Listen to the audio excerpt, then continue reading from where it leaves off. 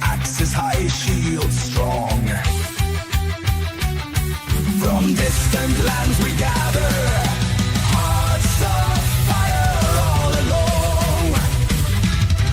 Oh, big Nick, cause we follow through the storm and through the fight. For Valhalla we will borrow strength and might under moonlight.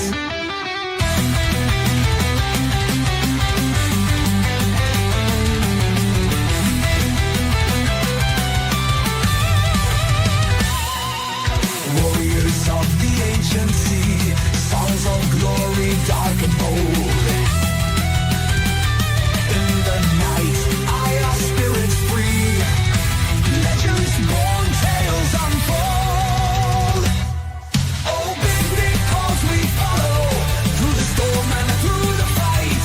For Valhalla we will borrow strength and might under moonlight.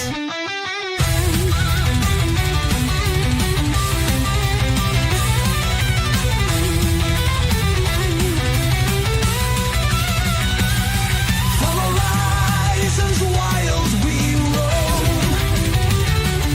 with thunder in our soul. Every battle brings us home to the stories ages told. Oh, big Nick, cause we follow through the storm and through the fight. For Valhalla we will borrow strength and might under moonlight. Heyo! There! Hello, folks! Hello, folks! Oh, what a day, what a day, what a day. What a beautiful day. Well, at least here in court, it was long, winding, dull, weird.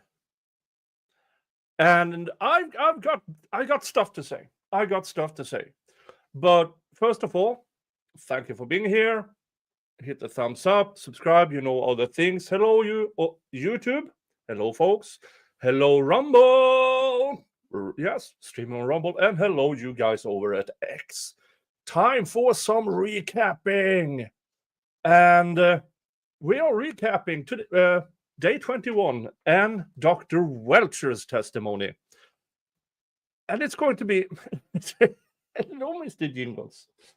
Hello. Hello. Are you doing fine? Are you doing fine? Huh? He's always this cuddly when there's a rodent somewhere in the house. I can bet on it. I can bet on it. Oh, and for you who don't know Mr. Jingles, this is Mr. Jingles. He owns this channel.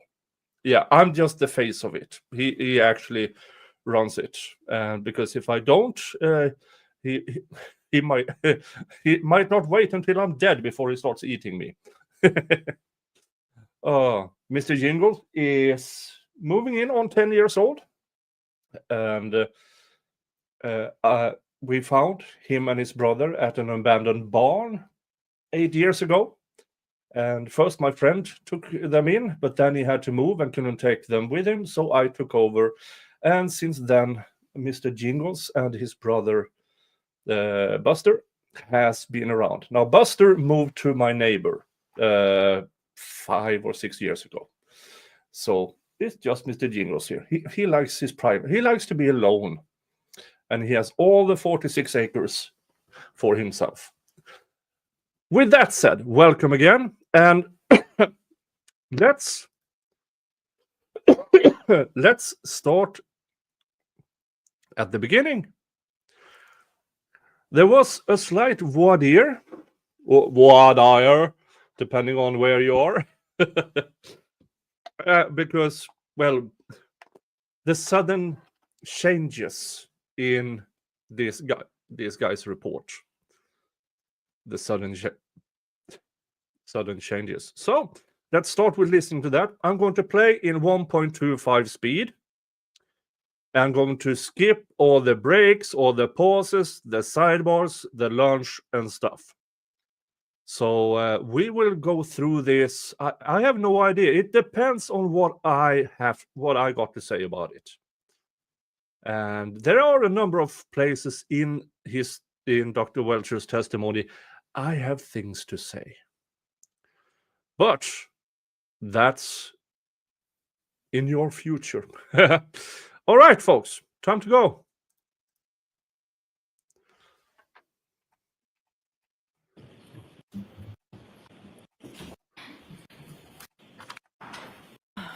The embassy of the court in case I'm hearing the truth, the whole truth, and nothing but the truth. So Let me know Yes, how sir. sound You're is, Morning, Good Your Honor. if morning, you can sir. hear properly. So we're going to have a short voir dire. Okay, so Mr. Lessie, Thank you, Your Honor.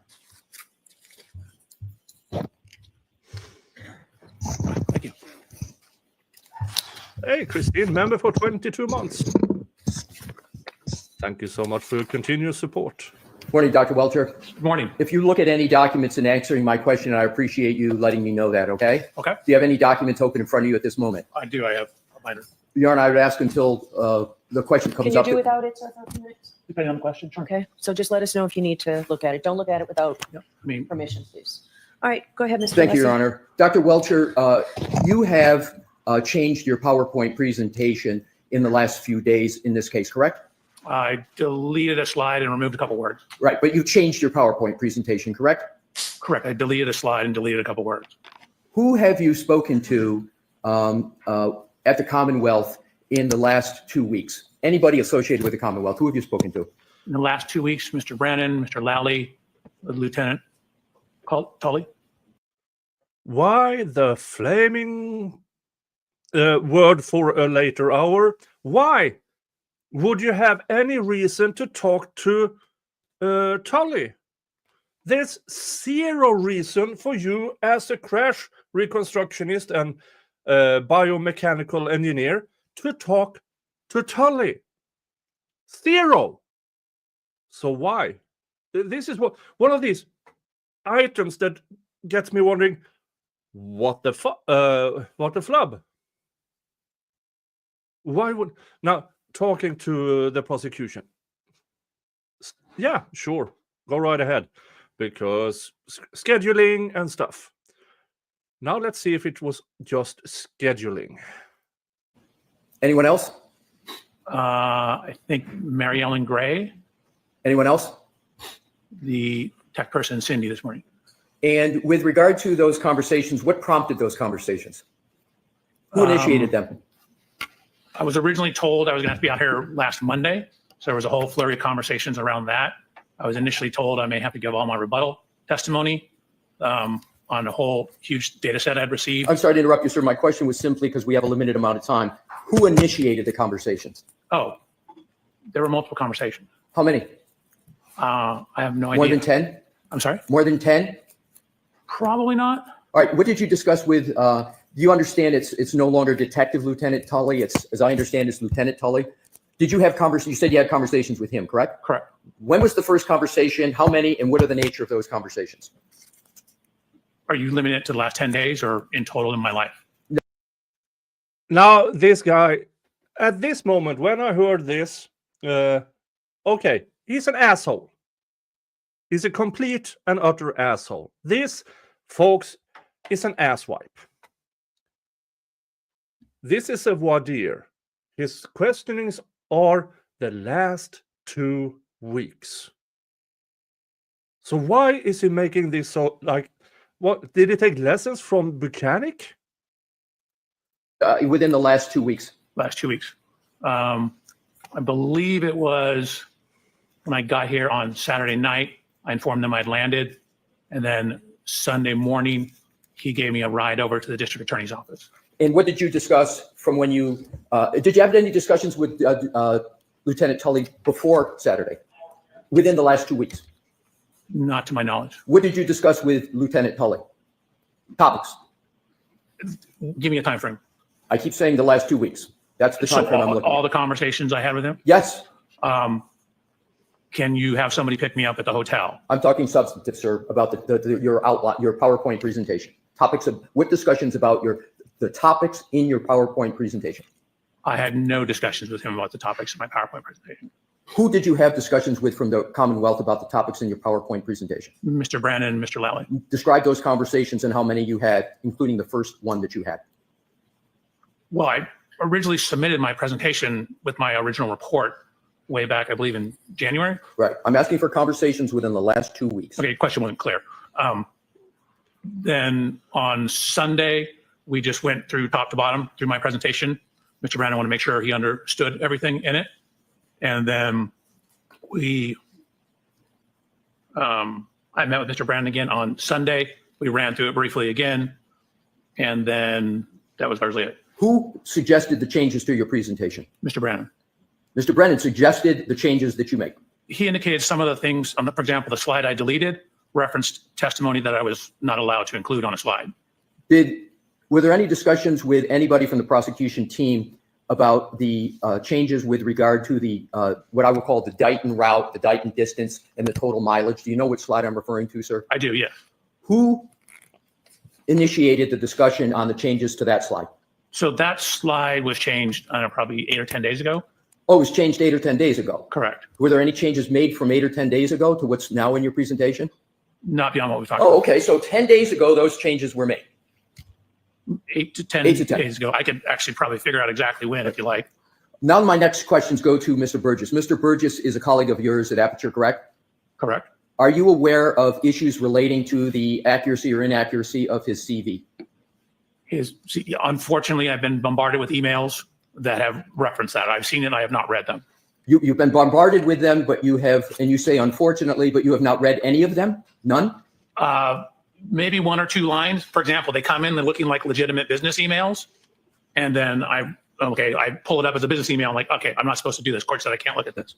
Now, I want to go back to your slide presentation. I understand that you intend, subject to our objections to the court's ruling, you intend to present testimony with regard to your PowerPoint, where you are going to elaborate on your 1231-38 to 1231-43, trigger 1162-2, and you're going to add to what has been in your presentation a verbal discussion with regard to Mr. Burgess's change that he made in his May 8th report with regard to the variance time window. Do I have that correct? No, you don't. It's not based upon a verbal discussion. It's based upon his report. Okay, so you're going to make, you propose, what you're intending to do is you want to add the change from Mr. Burgess's May 8th report to what you're going to testify to on your PowerPoint. Do I have that correct? That is correct. And the only reason you're going to testify with regard to altering the 1231-38 to 1231-43 window is because of what Mr. Burgess has done on May 8th. Is that correct?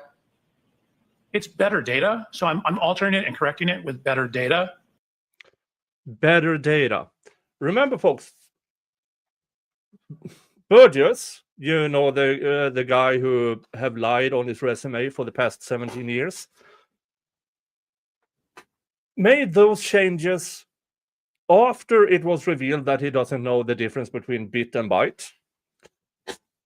And the defense experts not only said in their report that he was wrong, but how he was wrong. And then magically, without any communications, by himself, he decides to draw up a new report. Because his company apparently likes to pay him to do things like that on his own. Yeah. So all of that, and then, oh, now the timeline fits better. So I'm going to use it in my supplemental report that came out in the middle of trial. Yeah, this is so bad. That I've received from Mr. Burgess. Right, but my point is, if it weren't for Mr. Burgess's change, you wouldn't be making any changes in your testimony, correct? It's only because of what Mr. Burgess did on May 8th. Is that correct? Only from his report, correct. Correct. So, and you understand, sir, that change has significant effects on the very issues in this case with regard to the timeline and the collision you allege occurred, and comparing it to human volitional conduct of Mr. O'Keefe with regard to his manipulation of the phone. You understand the consequences of that change, do you, sir? I do. I would disagree with your assertion that it's consequential. Again, my original data, which is in my PowerPoint and has not changed, that data is still there. The timing was extremely close within the error of the measurements, which Mr. Burgess ultimately showed in his subsequent report that was within the variance associated with those timing devices. I understand, but my point, sir, and I want to understand if I have it correct, is that is going to move the time that you assert the 1162.2 trigger occurred, correct? Correct. And you would agree that's a substantial change given the issues in this case when seconds matter, or do you think it's an insignificant change? I wouldn't say it's insignificant. Again, I haven't modified my PowerPoint at all. I was happy. That's not the question, asshole. The question is the change that you brought up, what is it, 5 weeks into trial, changes a lot.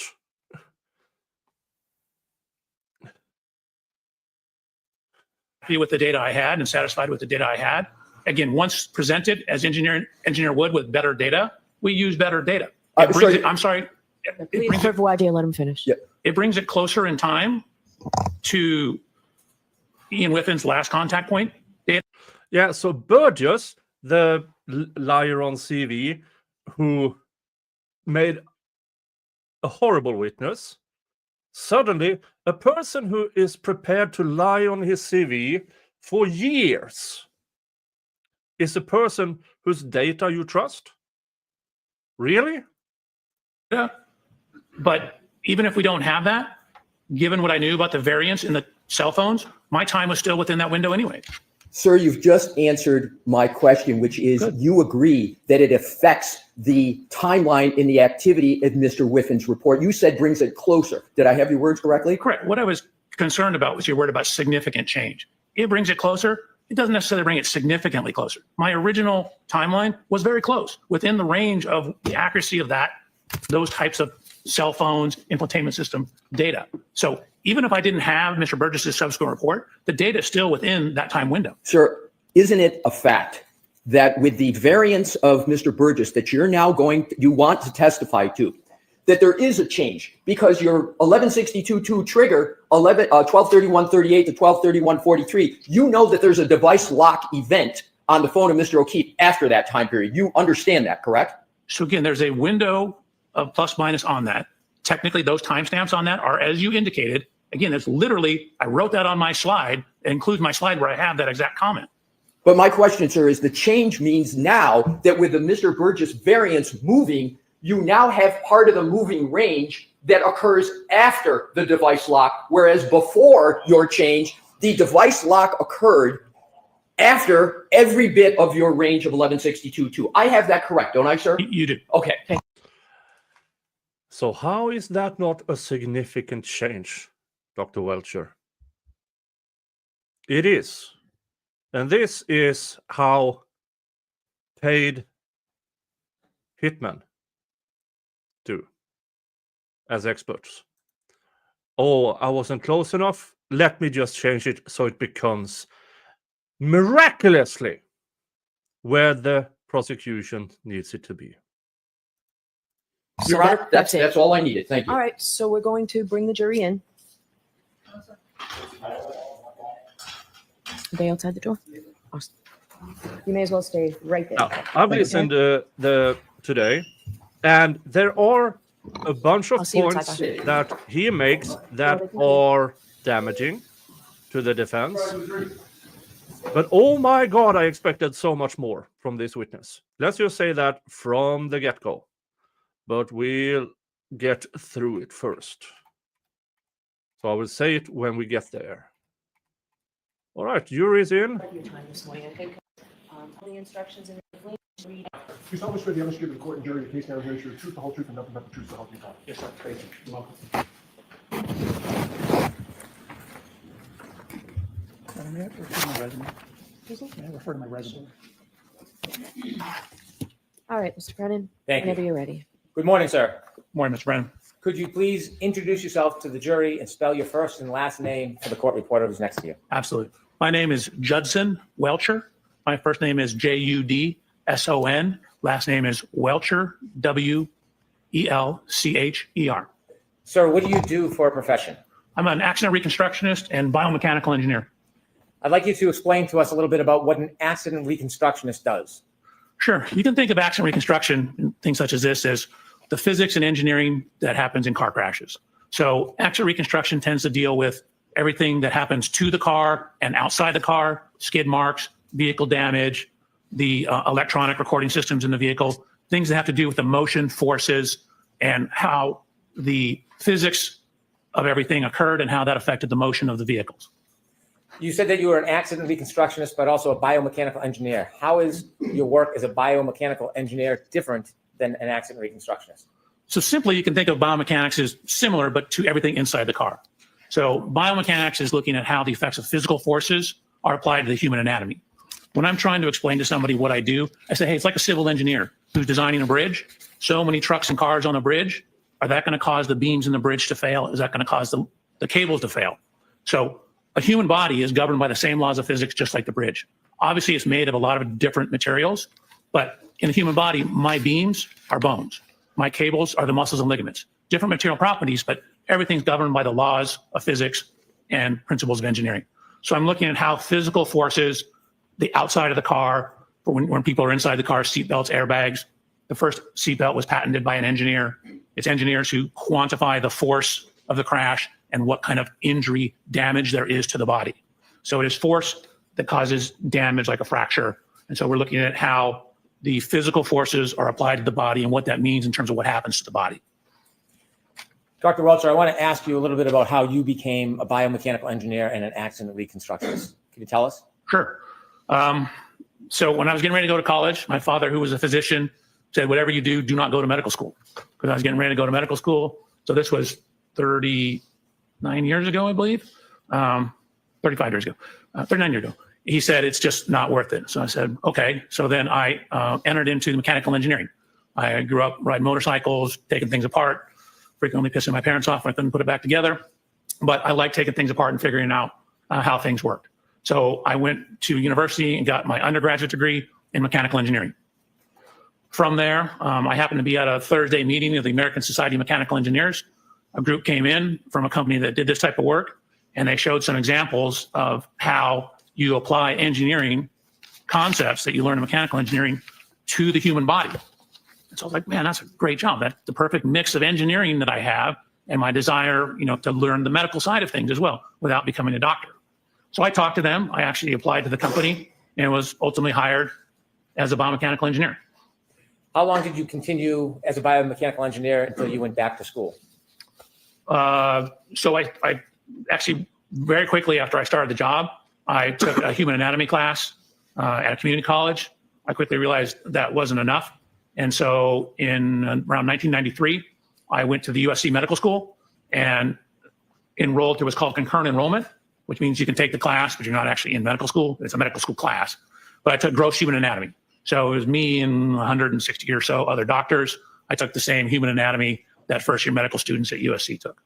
So it began in 1993. And this is the beginning of a 40-minute questioning regarding Welcher's education and training and certifications and stuff. You continue to work as you pursued your higher education?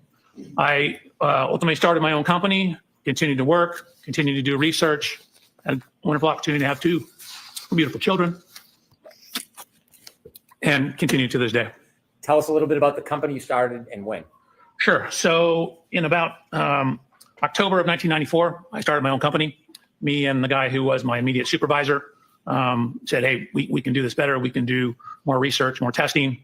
And so we started our own company. What kind of company was it? It was an accident reconstruction and biomechanical engineering company.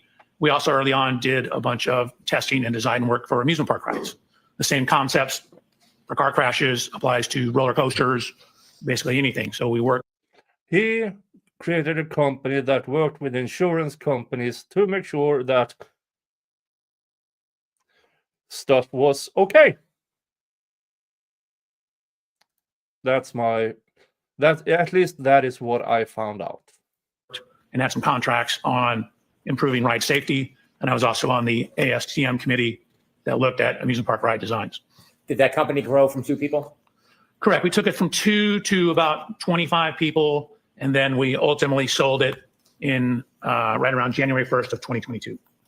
Before 2022, did you obtain a master's degree? I did. And what was that in and where was that from? So again, I was working full time. Actually, while I was doing my master's degree, I was also teaching classes at Texas A&M through their law enforcement training division. So it was extension classes. But I ultimately completed my master's thesis in December of 2001. That was from USC, University of Southern California. And I received my master's degree in biomedical engineering. I wrote my thesis. It was basically on automotive seat design, but it was titled Whiplash-Associated Disorders, Related Anatomy, Biomechanics of Injury, and the Relationship Between Injury Potential and Automotive Seat Design. Excuse me, Your Honor, if I may, pardon the interruption. If Dr. Welcher reads from his report, which I think he just did, can we know when he's Sure. Dr. Welcher asked me if he could refer to his resume, and I said yes. So if you read, just let us know. Thank you, Your Honor. And it's my resume, not my report. Your resume, did I say? No, you did. He said report. Yeah, no, it's his resume. You share with us that your company continued to grow until you ultimately sold it in 2022. During that time, did you continue to pursue higher education after you obtained your master's degree? I did. So again, ever since 1993, I've been slowly. Wait a minute. He haven't actually said that the company he sold in 2022 were Aperture. He just phrased it as a company within this area of expertise. Huh. I'm quite sure the defense will open with that. Basically, as executive vice president of Aperture, he's Burgess' boss. Pursuing higher education, both obtaining my master's degree as well as my PhD. During that time frame, I also published 20 peer-reviewed scientific publications. I taught for 5 years at Texas A&M and served as a peer reviewer for both the Society of Automotive Engineers and for a short period on the Archives of Physical Medicine. So I was working and running a company with my co-creator, as well as teaching, conducting research, publishing, also while going to school part-time. Take us to 2011. Were you still pursuing education at the University of Southern California? I was. And what occurred? What did you achieve in 2011? So in August of 2011, I finally obtained my PhD in biomedical engineering. I wrote my dissertation, reading from my resume, titled Development, Validation, and Testing of a New Sensor Array for Intra-Articular Pressure Measurement, In Vitro Human Lumbar Spine, Intra-Articular Facet Testing, which is a lot of big words to say. I was testing cadaver spines, looking at the loads inside the spines associated with various motions of the spine. Did you achieve your PhD in biomechanical engineering? It's actually in biomedical engineering. Biomechanics is within the field of biomedical engineering. So you have a PhD in biomedical engineering. Correct. You mentioned that you have published many articles. Have there been articles that you have published that are relevant to some of the subjects that you're going to talk about during your testimony? I mean, I have a number of, again, peer-reviewed scientific publications. Peer review just means you submit it to a journal and they have other people review it, give you comments, your peers in the field. I do believe there are a number of them that could certainly be relevant to both the physics and, for example, pedestrian injuries. If I could mention a few. You wrote an article on sideswipe collision dynamics. What's sideswipe collision dynamics? So I was actually an invited speaker at the World Congress, or sorry, not the World Congress, the World Reconstruction Expedition. They asked me to give a presentation on the theory, science, and mathematics behind sideswipe or side impact collisions. That would include side collisions, glancing collisions, shallow angle impacts, such as like a corner of a bumper goes into the side of a car, any kind of glancing or clipping type impact. Similar. Yeah, that was at least according to the information I have, his presentation was what happened to people inside the car, not the person getting sideswiped or the object sideswiped.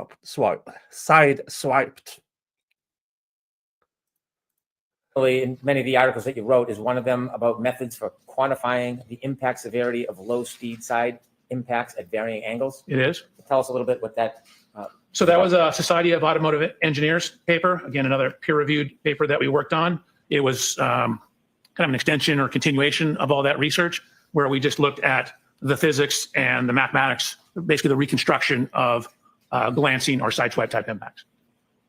Similarly, methods. Was that car to pedestrian or car to car or car to object, as in the work you did with insurance companies? But they don't. I'm hoping that this will all come out on cross-examination. For quantifying the impact severity of low speed side impacts at varying angles. Is that similar to the other papers, or was that different? Yeah, I thought that was the same one. You have no idea which one you stated what in? If I can continue, another article or publication that you wrote, occupant kinematics and loading in low speed lateral impacts. What does that mean? So in the course of my career, I've done probably 12 to maybe 1,300 actual crash tests. I've crashed everything from skateboards, mopeds, up to trains, motorhomes, and ambulances. I've conducted, relative to this case, probably or been involved with 50 to maybe 70 pedestrian impact tests. So the low speed side impact one is we actually put human volunteers in side impact collisions. And what we did, we had accelerometers, which are things that measure acceleration. If you had physics or memory, Newton told us force equals mass times acceleration. So knowing the acceleration of something, you can get an idea of how much force is applied to it. So we have various sensors on the body. We have various sensors on the car for the reconstruction aspects of it. So that study was the biomechanics portion. And the first paper you read about the reconstruction was the reconstruction portion. So the first paper you discussed was everything outside the car. Then we looked at how the forces applied to those impacts to people inside the car. The forces, how it impacted the car, and then how it applied to those people inside the car. Nothing about what happened to the actual pedestrian. Nothing. Have you had a lot of publications and studies about the force applied to people outside of a car? I don't know if I'd say a lot, but I was an invited lecturer to the Accident Reconstruction and Collision Safety Institute conference, where I specifically gave a paper and a series, or basically a lecture on what's called pedestrian impact biomechanics, which was exactly as the name implies, what happens to pedestrians when they're impacted predominantly by cars and vehicles. How much of your work involves pedestrian impacts? Probably maybe 10%, 5 to 10%. Most of it's car to cars. Biomechanics of low speed impacts. Is that another paper that you wrote? That is a paper I wrote. I don't want to read all of your papers and all of your publications, but on a different topic, did you write a paper on the study of the measurement of Generation 2 Toyota event data recorders and low speed side impacts? Yes. Could you tell us a little bit about what measurement of event data means in this? So Toyotas, newer Toyotas particularly, have two types of electronic equipment on board that can record crashes. There is what's referred to as an event data recorder, or EDR. It's somewhat commonly referred to as a black box. That's not exactly right, but it's close. And then there's a secondary system, which is really more closely tied to maintenance. That's called TechStream, but it will pick up data that you can frequently relate back to various events. So that particular paper was looking at. So this is interesting. So the black box is only there to record collisions. Let's see if it did. The event data recorder data in Toyotas. We'll get more into that subject later, but is event data recorders a subject that you're well schooled at? Yes. In addition to the papers that you've written, have you continued through the years and after becoming a PhD, your research in this area, in these areas? Correct. For example, every year we're part of a conference called SATI, which is our company, largely led by the engineer, Christopher Furbus, that we work with, has spearheaded us going out and conducting crash tests for that conference. For 10 years, we did a lot of the instrumentation and crash testing at the Accident Reconstruction and Collision Safety Institute conference. And then for a number of years, the company actually went down and did crash testing for what's referred to as a Spine Research Institute down in San Diego. So we've been hired by various professional organizations. We came out here once, the Massachusetts Association of Action Reconstructionist. I think I'm messing the name up. Had a conference. We came out here and conducted crash tests for training other experts out here. We did all the instrumentation, the biomechanics of that crash testing. In your research and testing, you have pages with dates of the different researches and testing you've done. There's over a dozen of the research and testing items and articles that deal with pedestrians. Is that a common topic in your research and testing? Yes. So again, frequently at the conference, we're doing pedestrian tests. The last Action Reconstruction Collision Safety Institute conference, there was a series of pedestrian crash tests run there. SATI 2 years ago, maybe 3 years ago, some pedestrian crash tests that were done there as well. So there are a number of instances on my resume where I have both attended class, and then I mentioned the one time where I gave an hour and a half long lecture on pedestrian injuries. After you became a PhD or a doctor, did you continue your education and research? Correct. I've always continued my education and research up until, I just got back from the event data or Playing in Action Reconstruction Collision Safety Institute EDR conference, so the event data recorder summit. We'll start eventually. My company, through my relationship with the founder of that summit, was a sponsor. So Aperture was actually a sponsor of that conference. We actually sponsored it the previous year as well. And also as part of that, I assisted one of the researchers in conducting, it's called front camera module testing for pedestrian impacts on Chrysler vehicles. General Motors vehicles. As a biomedical engineer, are there any groups, organizations, or certifications that are important?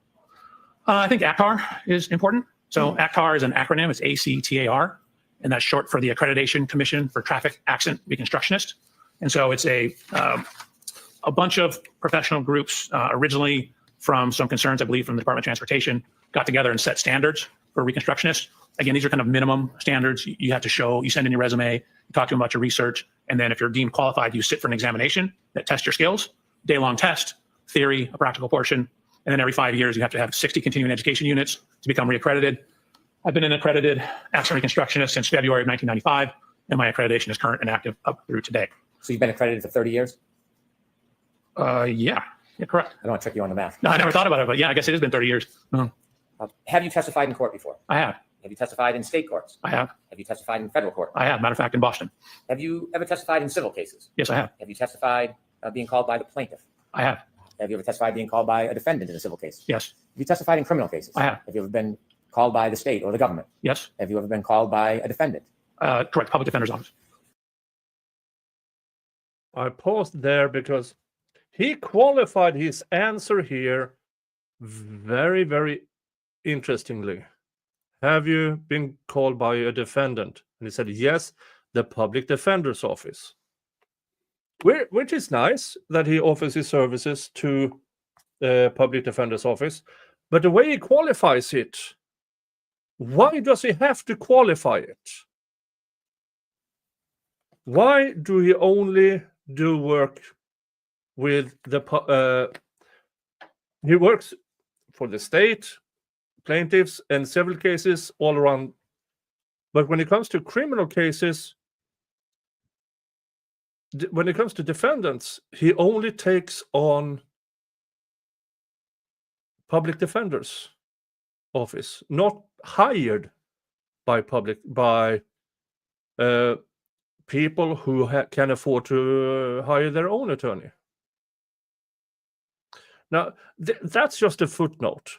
It's just very strange that in 30 years, as a qualified expert of sorts, the only criminal defense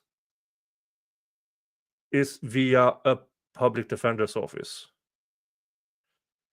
Maybe he just don't want to be paid as much. Or maybe people, the high-end attorneys who get hired by defendants, like in this case, don't want anything to do with him. Now, that's pure speculation on my part. In any of the cases, whether it's civil, criminal, plaintiff, defendant, government defendant, does that in any way change your analysis about data, regardless of who or where you testify? No, I take my job is to be a critical analysis of the data. So I wanted to look at the data as objectively as possible and form conclusions based upon the data, trying to remove wherever possible speculation, try to remove wherever possible reference to testimony. Now, sometimes testimony is the only thing we have, and so we need to rely on it for bits and pieces. But generally, my job is to try and look at data and see what the data shows. I have no dog in this fight. I don't, quite frankly, care. What I'm doing is trying to do a good engineering job, which is looking at the data and drawing sound principles and sound conclusions from the data. Let's see what he did in this case. Presently, you said you had a company and you sold it. Where do you work? It's a company called Aperture. I guess we were acquired or merged into it technically. How many offices do you know Aperture has? Oh God, I should know that. I mean, we have them in Massachusetts. We have them in, I think there's 3 or 4 in Texas. There's I think 4 or 5 in California. So I want to say there's at least, I don't know, 13 to 15. Do you work at a particular location? I do. Where do you work? Long Beach, California. Do you work with other people? Do you have a team? I do. How many people are on your team? 5. And what's the team comprised of? It, Is everybody a PhD, an engineer? one individual is a PhD in engineering, Dr. Umali. And then I have 3 other engineers and 1 case reader. I guess it's 6 people. I have a case manager as well. Is there any, do you work interchangeably at the different branches around the country, or do you have your own team in California that you work with? 99% of the time, it's my own team. Occasionally, we'll get a case from another office. I've worked on a couple cases out of the Texas office and maybe a couple out of the Nevada office. Were you asked to look at any data or information relative to this case? Yes. In looking at data and information, do you try to look at a narrow or broad range of information? So I definitely cast a very broad range. We try and get as much information as possible, and then weed it down to what is important, weed it down to what is consistent with the data. So start off very big, and then get down to sort of the meat and potatoes of it, the important information. Do you necessarily rely on everything you look at? No, I certainly consider everything I look at, but I frequently don't rely on everything because sometimes it's not reliable or it's irrelevant. In this case, can you share with us materials generally that you look at in your review? Sure. Your Honor, may I read from my report? Yes. Thank you. So, Mr. Reporter, I apologize for the lengthy list. Slow. So I have police reports, including the Canton PD incident report, and 8 other reports, also the 34 Fairview Road Rams final report or cars report. I have the ring video from Mr. O'Keefe's residence. I believe that's One Meadows. I have the cruiser cameras, which are the police vehicles, onboard cameras, both front and rear cameras from 1, 2, 3, 4, 5, 6. I believe 10 different videos. I have photos and videos of the scene from Sergeant. I have photos of the vehicles, 140 photographs of the vehicles lined up together. I have 25 additional photographs of the scene, 18 separate photographs of the scene, 2 photographs of the scene, 1 group of 92 of the scene, 1 group of 50 of the scene, another video showing the cars lined up bumper to bumper, 4 videos of the scene. I have a video showing Miss Reed's vehicle being pulled into the Sally Port at the Canton Police Department. I have a 360 diagram, surveillance video files from McCarthy's, surveillance video files from Waterfall Bar, Canton Police Department Sally Port videos from Dighton. I have the Lexus Connect Verizon records. I have the alarm.com videos. I have a video of the tow truck arriving at the Canton Police Department. One titled Native Location John O'Keefe's Phone. Past witness statements. The report of examination from the coroner. Jennifer McCabe Cellbrite data. Something called Lexus Infotainment.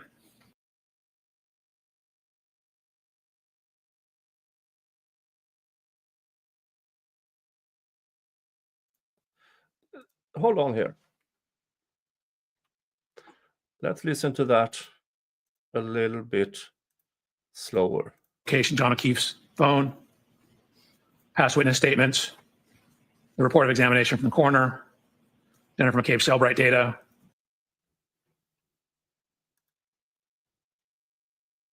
Why is Jennifer McCabe's Celebrate data important in this, folks? I not in trial 1 or so far in trial 2 have I ever heard anybody mentioning Jen McCabe's Celebrate data. Well, of course you have. Sorry. Now it's me jumbling together things. I was thinking about car data. No, of course, her. But still, I mean, that's her house long to die in the cold. That's her butt dialing. What does that have anything to do with his work? Well, why? I need this explained to me. Jen McCabe's Celebrate data. What does that have to do with his work? What he is supposed to do? Was there a collision or not?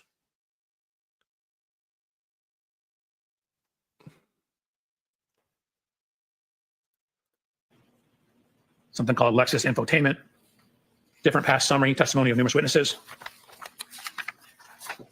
I thought Earlier summary testimony of numerous witnesses. The Boston Magazine interview with Miss Reed, a Dateline interview with Miss Reed at 2020. again, what does this have to do with was John hit by a car?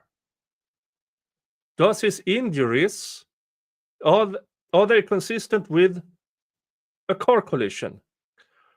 Is the brakes on Karen's car, are they consistent with John's injuries? So what does Jen McCabe's Celebrate data have with this and her interviews? And yeah, maybe he will get into it. Maybe. Interview with Miss Reed, lab reports from BODE, Crime Scene Response Unit Boston, Crime Scene Service Section, Maynard, Crime Scene Service Section Southeast, the Criminalist File Folder, Trace File Folder, UC Davis Veterinary Report. I have Verizon records, GPS location records, John O'Keefe GPS points, Axiom cache location, weather reports, medical records, including the Canton Fire Department run report for both Mr. O'Keefe and Miss Reed, medical records for both Mr. O'Keefe and Miss Reed from Good Samaritan. I have two retrograde extrapolation reports, one, and a serum plasma conversion report relative to Miss Reed. I have the neuropathology report. I have the Orange County Medical Examiner's report, the diagrams, the postmortem toxicology report, and a second same autopsy report, more pages. In addition to the information that you reviewed, did you on your own go out and obtain information that you thought might be helpful for your review?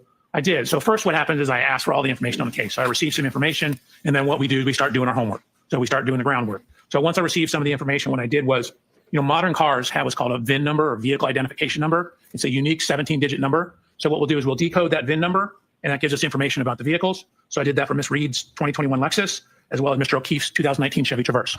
So ran the VIN numbers, use the VIN numbers. It tells us year, make, model, safety equipment, things like that.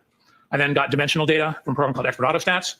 And then I have complete parts diagrams for the vehicles. So I have literally bumper to bumper parts diagrams from something called the Mitchell Collision Estimating Guide.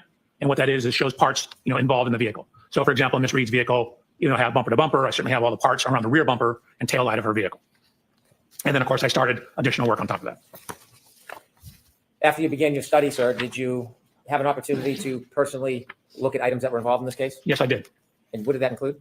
That included looking at Miss Reed's vehicle, looking at Mr. O'Keefe's vehicle, going to the scene of the incident. I ultimately purchased a 2021 LX 570, the exact year, make, and model of Miss Reed's vehicle. Yeah, so 70 grand to get make, model, and everything.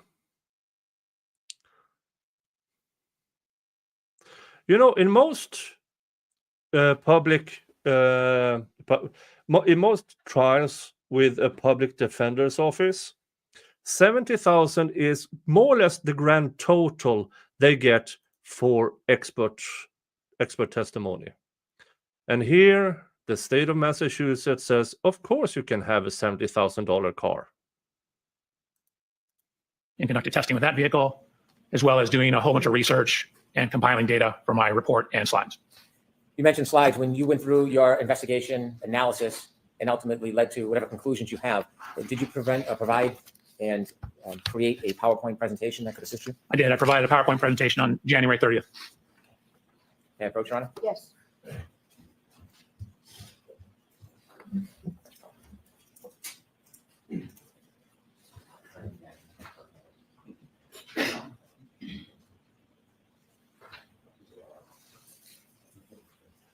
Yes.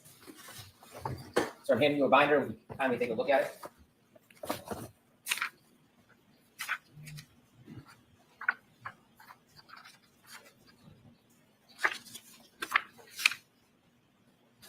Okay. So does that appear to be a copy of the PowerPoint presentation we prepared for us today? It appeared like 141 pages. Didn't look at every page, but it looks right. All right, ask to mark this for identification. Okay. For identification. With the court's permission, I'd like to have Dr. Welcher use his PowerPoint presentation to walk us through some of the information he'd like to share today. Okay. No objections to us, right? No objection, Your Honor. Thank you. Your Honor, I'm looking. Okay, here we go. Okay. Is the Finally, paper we saying get to we're going see the- what the It is. Okay, state's that's fine. Thank you. expert, Dr. the Welcher guy is going to who's manage the supposed to PowerPoint tie So everything you mentioned together. that you wanted to look at the area and look at the scene. Your office is in California. It is. Why was it important to come all the way out to this area to see the scene firsthand? Yeah, Arca was paid I'll let you 23,000 set up before I start after asking the more first questions. trial. Yeah,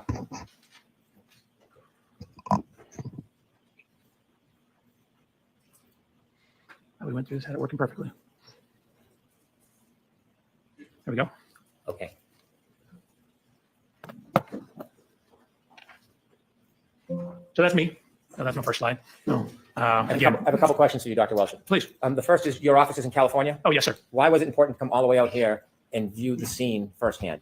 And you want to have as much information as possible. So I wanted to, physically look at all the things so I can actually see with my own hands, my own eyes, lay hands upon it, look at it as best I can. You try and inspect and look at as many things as you possibly can. Sometimes they don't exist anymore. Sometimes they're gone. this is in probably directed to Arca, who only handles data and everything. Here's the investigation, here's the data, here's the song, and then based on that, they do the testing. This guy, so this is, oh, he's so professional. He goes out there and just do these things himself.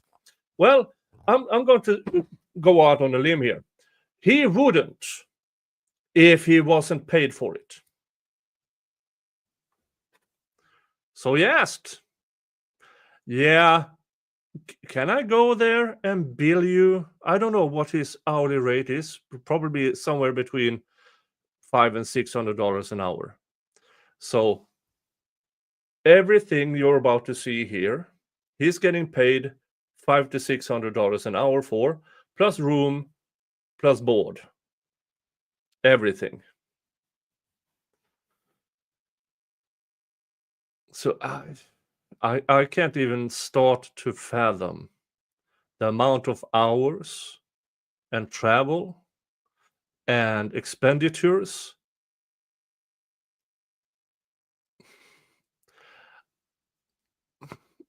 I would estimate, as I've already seen much of this. I think the Aperture is going to bill the state of Massachusetts roughly in excess of $500,000.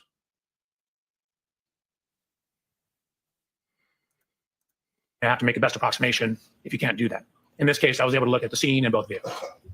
Was that an important part of your study, Doctor? I think so. Again, it's always good if you're going to talk about what happened to the cars or what happened to the people to look at what happened to the cars, meaning to actually look at the cars, not just look at photographs when possible. So I have physically looked at the cars. For example, in the Lexus, I climbed in it, over it, underneath it. I downloaded data from it. I did a whole bunch of things looking at Ms. Reed's Lexus to assist in my analysis to try and add some further objective data to what we're doing here. So same thing with Mr. O'Keefe's vehicle. Looked at the rear bumper, took some pieces off the rear bumper to see what was behind the cover, to see what kind of damage we did or didn't have. So went to the scene, looked at the measurements of the curb, looked at where some of the lines are on the road, because you can see them in some of the photographs. Again, it's always good when possible to inspect everything you can inspect. If you could now begin and tell us how you started your investigation. Sure. So on September 23rd, I had an opportunity to come out. Mr. Brandon was the first time I ever met you on that day, I believe. And I had received material before that. And what you see here is completely out of the blue, unnecessary comment. This is the first time I met you. Yeah, that's not the first time you talked to him, because he had to actually get approval to hire you. And that is by, hey, these are the guys. I want to hire them, and then get it approved by the DA's office. And you don't do that without prior communications. This is my inspection of Miss Reed's vehicle. In the upper left photograph, you'll see How he does his measurements here, folks. Normally, as in the top right picture, where he's laying down with a tape measure. You know what you do if this is a photo op? They has nothing to do with actual science. You get it to a mechanic and you lift it up, and then you take your measurements. This is pure photo op because you got paid for it. oh, this doesn't work very well. Upper left photograph. That's Miss Reed's vehicle. That's Mr. O'Keefe's vehicle, the Chevy Traverse. And then what you see here is a laser scanner. You can see it on the ground here. Laser scanner is creating a 3D model of the vehicles. So I use that to create a 3D model of the vehicles. You can see me in the upper right photograph. That watch is this watch right here, my Garmin watch. And what I'm doing is looking at the construction composition of that right rear corner of the bumper. Yeah. I'm looking at things such as the dimensions, where various lights and components are, and how does the geometry of that bumper relate to things that would be hit when backed into. Dr. Welcher notes this is 9/23/94. Is that an accurate date of when you came and first started looking at the vehicles in the area? You said 24, correct? I did. You said 9/23/24, correct. And then on the slide, what I tried to do is underline what I'm doing. So this is inspection of the Reed Lexus. And as noted, I'm only showing you a couple. I actually took 445 photographs. You remember when you began this case, the month of the date? No, it was obviously before this. I had material before I came out to look at the vehicles. You think it was months before this? I don't think it was months. No, it was maybe a month, if not less. So you began your work in the fall of 2024? Correct. And I just want to ask you about the picture in the middle. You see the right taillight housing is missing. Did you Correct. understand that had been removed prior to you looking at the car? It was, yes. Thank you. You're welcome. However, some of the evidence stickers, these white stickers here, were still on the vehicle. You did not place those. Did you place those? Are you sure stickers on there yourself? are I did not. stickers and not They were there when you reflections? first saw the car. Correct. They match what I'd seen in other photos. Thank you. So just continuing on. So what you see is, again, I mentioned looking underneath the bumper. So we wanted to see what, if anything, was damaged on the corner. So I'm putting my hand to show where the frame rail ends. This is me looking up underneath to the backside of this taillight. If you can see, this red taillight actually sticks out. And so I'm checking the front here for damage. I'm checking the back for damage. 1 second, please. Doctor, when you were looking for damage on the previous slide, did you find any damage to that lower right red taillight? No, there was no damage to the taillight. The middle picture is from the inside, looking at the inside of that taillight. Was there any damage to the inside of that taillight? There was not. Thank you. You're welcome. So again, look at the height of it. I mentioned this lower taillight. Notice how the structure of the bumper protrudes out. You can see one of the marks, which is consistent with the contact to Mr. O'Keefe's vehicle. Here, this scratch mark, scuff mark. Notice how close it is to this light.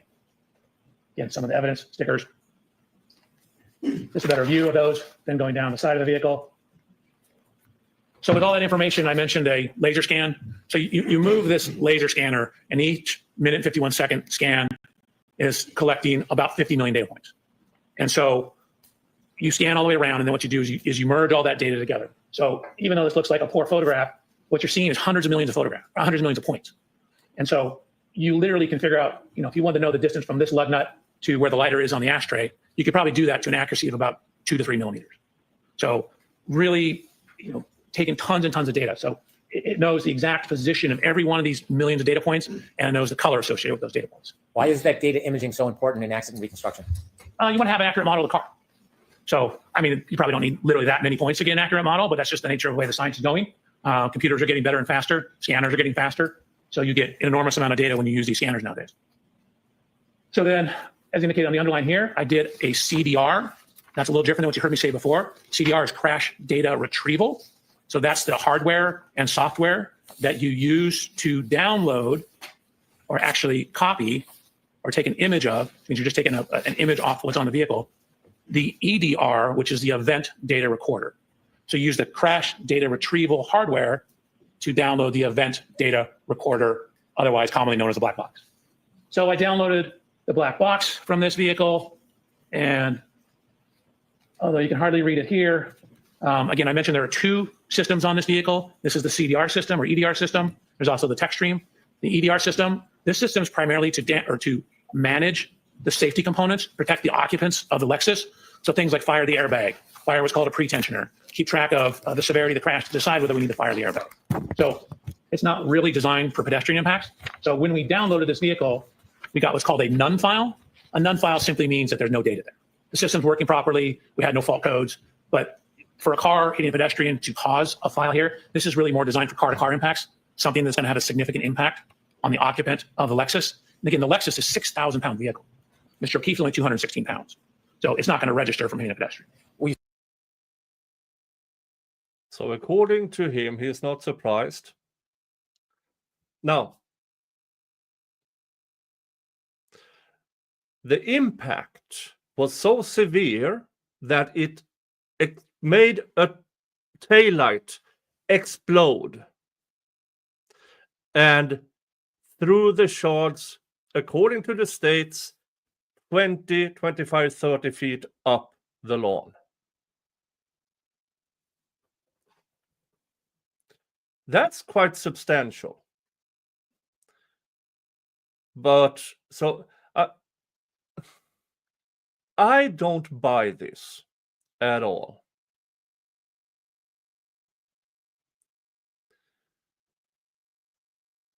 Just because he says so. Because what he, as I said, I've seen this.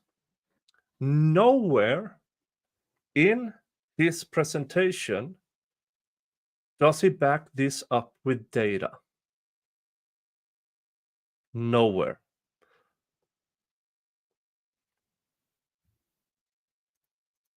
Surprised that there was no information about a collision in the EDR? No, exactly what I expected.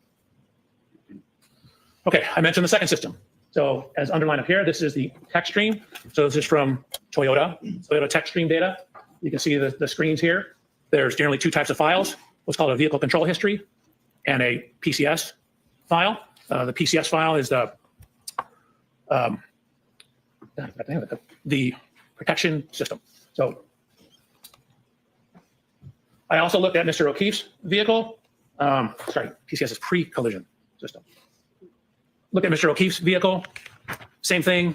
Took a series of photographs, laser scanned it, looked in it, underneath it, behind it. Here's one of the other reasons why I believe Aperture is going to bill over $500,000. What he's doing there is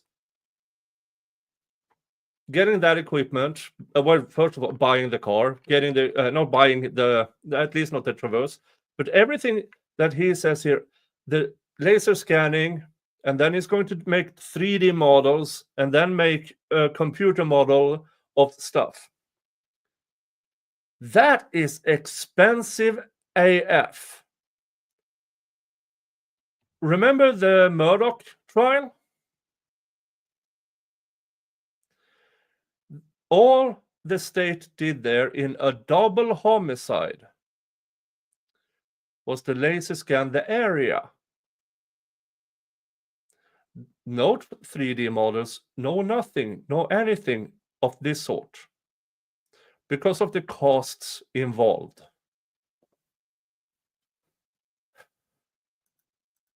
I mentioned taking some of the bumper parts off.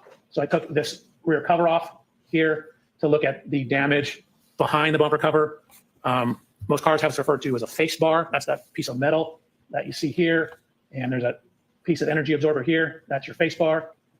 So I'm looking to see if there's any damage to that. There was no damage to that. Before you go forward, I want you to take a couple steps back because I want to ask you some questions to explain tech stream data. Could you go back a couple slides, please? Sure. You mentioned that in the So there were no structural damage. Yeah, that's kind of obvious since it exploded the taillight. Unless he's going to assure us that there were other points of impact. EDR, which is similar to a black box, there was no information Which found. definitely not is is according to the how medical these systems data. are different and where they're stored on a motor vehicle? Sure. I mean, a lot of data is stored in a similar location. The tech stream system was originally designed, according to Toyota, for maintenance issues. It seemed to come about around the same time Toyota was having problems with sudden accelerations or allegations of sudden accelerations. So the tech stream data or vehicle control history will give you information when there's, for example, excessive acceleration or rapid shifting of the vehicles or rapid steering of the steering wheel. So the statements are that that's designed to help the maintenance people, if you come in with a problem with your vehicle, to diagnose what that problem is. It has a lot of utility in accident reconstruction because if you jam on the brakes before a crash, frequently the tech stream data will record the crash. You mentioned Toyota a number of times. Could you share with us the relationship between Toyota and Lexus? Sorry, in my mind, they're the same thing. Toyota and Lexus, obviously a little different, but Lexus is basically made by Toyota. So Toyota and Lexus has the Lexus safety system. Toyota has the Toyota safety systems, which you both read with the tech stream data. The tech stream data, in this case, does it play an important role in your analysis? I think so, yes. The tech stream data, did you independently download that data yourself? So I independently downloaded it, and then I also ran a test with Mr. Reed's vehicle, and I created a new tech stream file so that I had a stamp in the ignition cycles of what the current ignition cycle was. So I did a sudden acceleration test of the vehicle. On the Lexus or on the exemplar vehicle? On her Lexus. So he did, again, what Trooper Paul did. Acceleration tests. And braking, all the things. But what Trooper Paul had, what he doesn't have, is he actually looked at the screen as he turned the car on. He saw the key event happen, 1164. The one thing I actually believe Trooper Paul got right is the 1164 key event. When you did the downloading, why did you do it yourself? Again, you, whenever possible, want to be the one that does it, make sure it's done correctly, and be able to got say, paid for it. hey, how do I know that's from that vehicle? Well, I know because I was the one who did it. And so if I get it from someone else, then they frequently have to bring that person into court to say the other ones that did it so then I can use it. So if I do it myself, it eliminates that problem, and then I have no concerns over where it's coming from. So then I know hey, I did it. This is the right car. This is the right program. You left us at slide 10 when you were inspecting Mr. O'Keefe's car? Correct. So again, the cops in simply, this file blue are arrow not indicating that trustworthy, is what I I'm looked saying. down behind all this stuff, took measurements of it, and then similarly, I have a 3D point cloud of Mr. O'Keefe's vehicle. So part of the reason we're making these 3D point clouds, and we'll touch on this further, in addition to the scene, you can then basically put all these things back together in the computer. So instead of having to drive the cars to the scene, for example, or to Mr. O'Keefe's residence, you can take these computer models and additional data and put it back in the computer and reconstruct everything on the computer. So before we had the exact angle of impact, again, this is for looking at when Ms. Reed contacted Mr. O'Keefe's vehicle, backing out of Mr. O'Keefe's garage at One Meadows. I lined them up just to generally show the approximate location. A couple things, notice how, again, this lower portion of the Lexus bumper sticks out. Notice how the side of the Chevrolet slopes in as you get higher up. So this portion sticks out more than this portion. And this is where you would expect any contact damage to occur, assuming there was an impact. You see how he lined them up in a straight line here?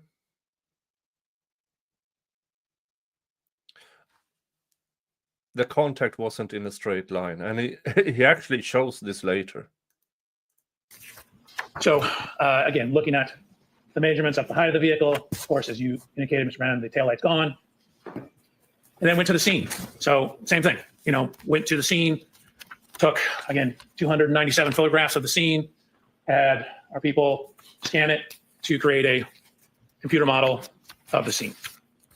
So, literally, if you want to know the distance from this window to, say, some manhole cover on the road, we have the data to figure that out, down to a couple millimeters. In addition to going to the scene and doing the digital mapping, you mentioned other review of materials. Did you have an opportunity to review dash cam footage from Canton Police Department police vehicles to see the general location of where Mr. O'Keefe was when first responders were assisting him? Objection, Your Honor. So that's just a yes or no? Yes. Thank you. So the tech stream download. So this is a screenshot from the tech stream download. Keep in mind, this is kind of maintenance software. So we're looking at a number of things in the maintenance software.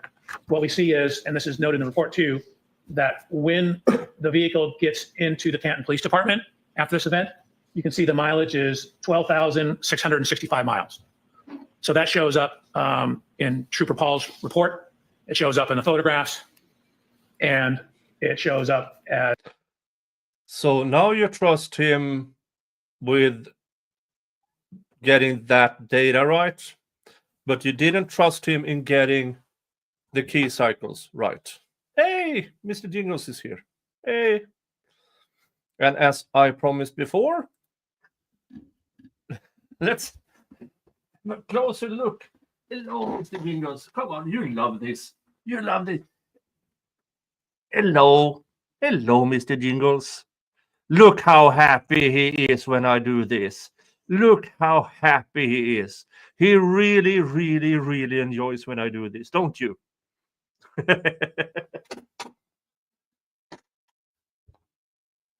Yeah, he's going to kill me in my sleep.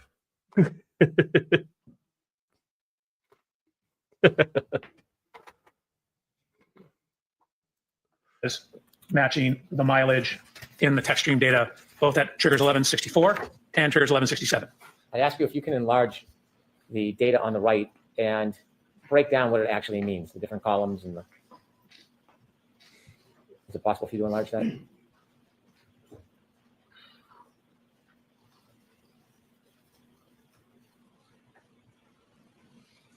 My fingers are too fat. Thank you. Okay. So what you're looking at is what I call event 1162. If you see anything in blue on these charts, that's information that I added. I typically put my initial, JBW, Judson Blair Welcher, that's me. And so this is referred to as the key cycle trip. So key cycle is simply you turn it on, not necessarily turn the ignition on, turn on, turn off. That's one key cycle. So I labeled this one 1162-2 because there's also one that's on the same key cycle that I'm calling 1162-1. The system also records the mileage. So again, this is a maintenance system generally. So what you see is the T here is the trigger, and there's a point. So this time in the text stream data, you could think of it as like a stopwatch. It's when it starts when the car turns on and stops when the car turns off. And then if it sees a triggering event, a T, it records that information. So this is when the trigger happened. So that's 1,142.2 seconds. And so I've converted that to minutes and seconds because most people don't think in seconds. And so what it also does is once it sees a trigger, it's constantly circulating data through the computer. So when it says, okay, we have a trigger, it saves 5 seconds before the trigger and then 5 seconds after the trigger. So the trigger's in the middle, and you have 5 seconds of data before and 5 seconds of data after. I have a couple questions for you, Please. Dr. Welcher. First, starting with the clock, the time in seconds on the left. You mentioned that begins when the car is turned on. What type of clock is that called? It's just a continuous clock. I mean, it's not a clock like a time clock. It's more like a stopwatch kind of clock. Has it ever been referred to as a running clock? The same thing. You start the stopwatch, it's running. Based on the text stream data alone, found in that one spot, can you tell from the data in the text stream alone what time the power was turned on? No, not alone. It simply tells you how long it's been on. It doesn't necessarily immediately tie it back to a clock time. You need additional information. And so this in and of itself, the text stream data doesn't give you a certain time on a clock, like 1 o'clock or 2:30, anything like that. No, it simply tells you in this case when the trigger occurred, it's been on for 19 minutes and 2 seconds. You also mentioned that there's a 10-second window of information this captures, 5 seconds before the T and 5 seconds after the T, the triggering event. Correct. Your Honor. Sustained gas conditioning. That window of 10 seconds, what happens if that doesn't capture the entire event? What if there's something before or after? What does the text stream data do? So it depends on what the something is. So if there's another trigger, then it will record more data. So you can have 2 triggers that are recording things on the same time window as well, or very close to the same time window. So you need another trigger to keep it going. But in essence, what it does is when it sees a trigger, it saves that 10-second window and then just keeps monitoring things until it sees another trigger. If the data captures a trigger, it has a 10-second window, and an event continues past that 10 seconds, so past the 5 seconds on either side, and there's no further trigger, do you get any other information from the text stream data? No, for example, in the trigger event and say 5 seconds later, the vehicle's still moving, well, the data just ends. And it says it's going, 17 miles an hour, for example. It doesn't continue on. We just know that when the trigger ended, it was going 17 miles an hour. Thank you very much. Okay, so we have mileage recorded in the system. So what we're trying to do is use the available data to see if we can determine what event this is, or is this the event, or is this something that could have occurred outside 34 Fairview on the evening of this event. And so one of the things we're utilizing is the mileage. Okay, so 12629 is at the end of event number 2 on the 1162 ignition cycle. When the vehicle ultimately comes into the impound yard, and this is actually before that, comes into the impound yard, it has 12,665 miles. That's a difference, did the math for you here, of 36 miles. Okay, let's consider where that could have come from. So we looked at the various paths and descriptions of where Ms. Reed's Lexus was driven after leaving 34 Fairview on the night of this event, up until the point, the time, when and time the vehicle ended up at the Canton Police Department. So we used Google Maps. We adjusted. Did you use the Google Maps history, as in these were the appropriate roads January 29th, 2022, or did you use it as the actual the latest version? Do you take into account there might have been roadwork somewhere? No, because you don't have the date to check against. You have now to check against. For the correct date and time of the year. And then what you'll also see is we adjusted for the correct time of day. So, although you can't really see that, let me see if I can blow it up. So you can see that's looking at the mileage and time. Again, really didn't use the time, just used the mileage. Oh, look at that. Typically 7 minutes, 6 minutes, typically 7 minutes. From 34 Fairview to Meadows to 1 Meadows. So between 6 and 7 minutes under normal circumstances.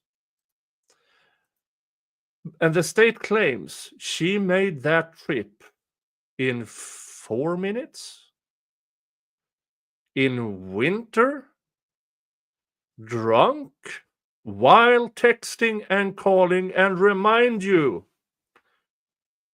she got lost on the way there.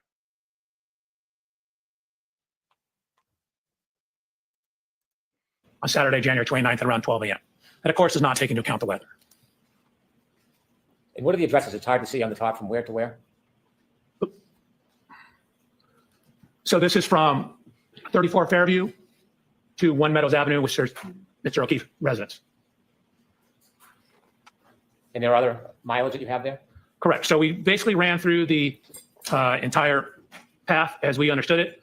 Again, we didn't have complete information. We didn't know the exact roads. We didn't know if turned around, stuff like that. So you're seeing the suggested available paths, and we end up with a range of data.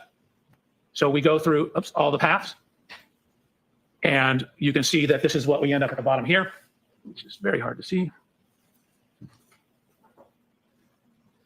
So the minimum suggested route is 36 miles, 36.1 technically. You have a range of 37.9 to 39.7. But again, that's right in the range of the 36 miles. They took the absolute lowest point. Absolute lowest to get it within.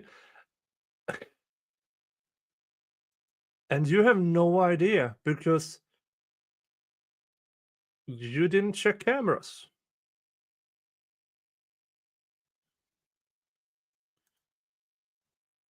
You don't know. Did she take a detour? Did her parents say, can you go buy milk on your way? No, that's not probable. Or her dad, let me borrow your car. I'm going to go buy milk.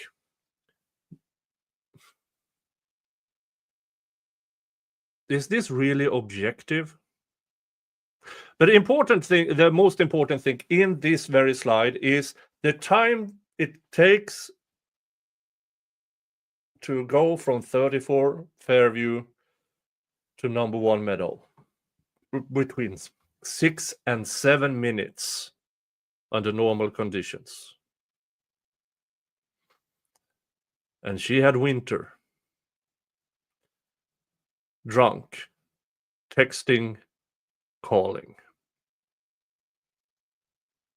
In 4 minutes. And the state wants you to believe she made that trip in 4 minutes. So that's a data point that's starting to build our confidence in what is in the text stream data being related to our event. This is all an effort to match whether or not the 1162 data is relevant to a particular event. Objection, Your Honor. Sustain. Let me ask it this way. Matching all the distances by miles. Is this the only way you're trying to determine whether 1162 is the event in front of 34 Fairview Road? No. So again, these things are all tools. You can't take necessarily one data point in a vacuum. You need to consider the totality of the data, which is what I did. So we mentioned the continuous clock totality of that was in there, or the running clock. the totality of the data. And you didn't take the totality of the data in. You only took the things that led you to the conclusion the state wanted you to. That was in the vehicle. So what you see over here, Could you I elaborate mentioned- that for us, Doctor? hate to I am interrupt, doing but- that right now. You can see. Yeah. And well, every time somebody says the totality of the circumstances, the totality, they only mean the totality that speaks to my opinion. Now, folks, you know I'm pro-defense. There's no question about it. But still, if you go through the cases and trials I've been covering, despite being pro-defense, some of the trials I go, lock that fucker away. I mean, and this is just. Ugh. See, we have the time. And again, I've converted in blue to minutes and seconds. This is the first trigger on that key cycle. So on key cycle 1162, there was 2 separate events. The vehicle keeps a continuously running clock. So we're able to see the time each event occurred relative to when the vehicle was started and the difference between the 2 events. Okay. So at trigger event 1162-1, we know that the ignition has been on between 10 minutes and 57.4 seconds. Or that's when the trigger is, sorry, 10 minutes, 57.4 seconds. Again, the trigger has plus or minus. So that's from 10 minutes, 52.8, plus 10 seconds, which gets you to 11 minutes, 2.8 seconds. Or as I wrote here, 10 seconds total. So again, the text stream data indicates at the time this event was written, the trigger occurred, again, at 10 minutes. You see we have the T, 10 minutes, 57.4 seconds. Dr. Welcher, if I could ask you a couple of background questions. This block of time that you're reviewing that mentions 2 triggers, can you tell whether those triggers are immediately related or 2 separate events? So you can tell they're separate events because there's a separate amount of time between them. There's about 8 minutes between the events. And so they're on the same ignition cycle, meaning the vehicle hasn't been turned off in between. And we have this continuously running clock that records when these things occurred. So it tells us when event 1 occurred, when event 2 occurred. We know it's on the same ignition cycle. So if we have some idea of when the car was turned on, we can then tie that back to clock time or real world time.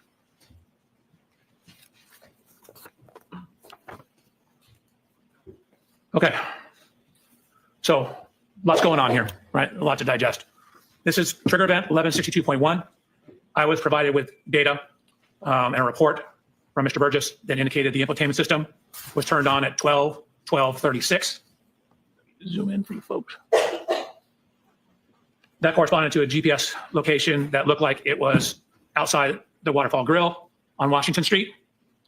So additional cell phone data that we had is that we knew there was a 3-point turn made when the Lexus passed Fairview on Cedar Crest, pulled into a driveway and made a 3-point turn.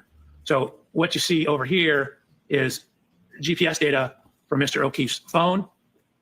And with that information and knowing when the system turned on, we're able to now tie the text stream data to a real clock, meaning what time of day did that text stream trigger occur. So we're going from the running clock to a real world clock. So if you take when it was turned on from Mr. Burgess's report, you can see that the Lexus was turned on at 12:36. You add in the text stream information, you get it at 12:23:38. And now we have a cell phone data point at 1:54. So at the time my report was written in these slides back in January, that was all the information we had in terms of data point 1:54. That was the one that was closest in time to it. So we had since received additional information. Dr. Welcher, let me ask you a couple questions. And if you can zoom in a little, we might be able to see it a little better from here. Where would you like it? If we can start.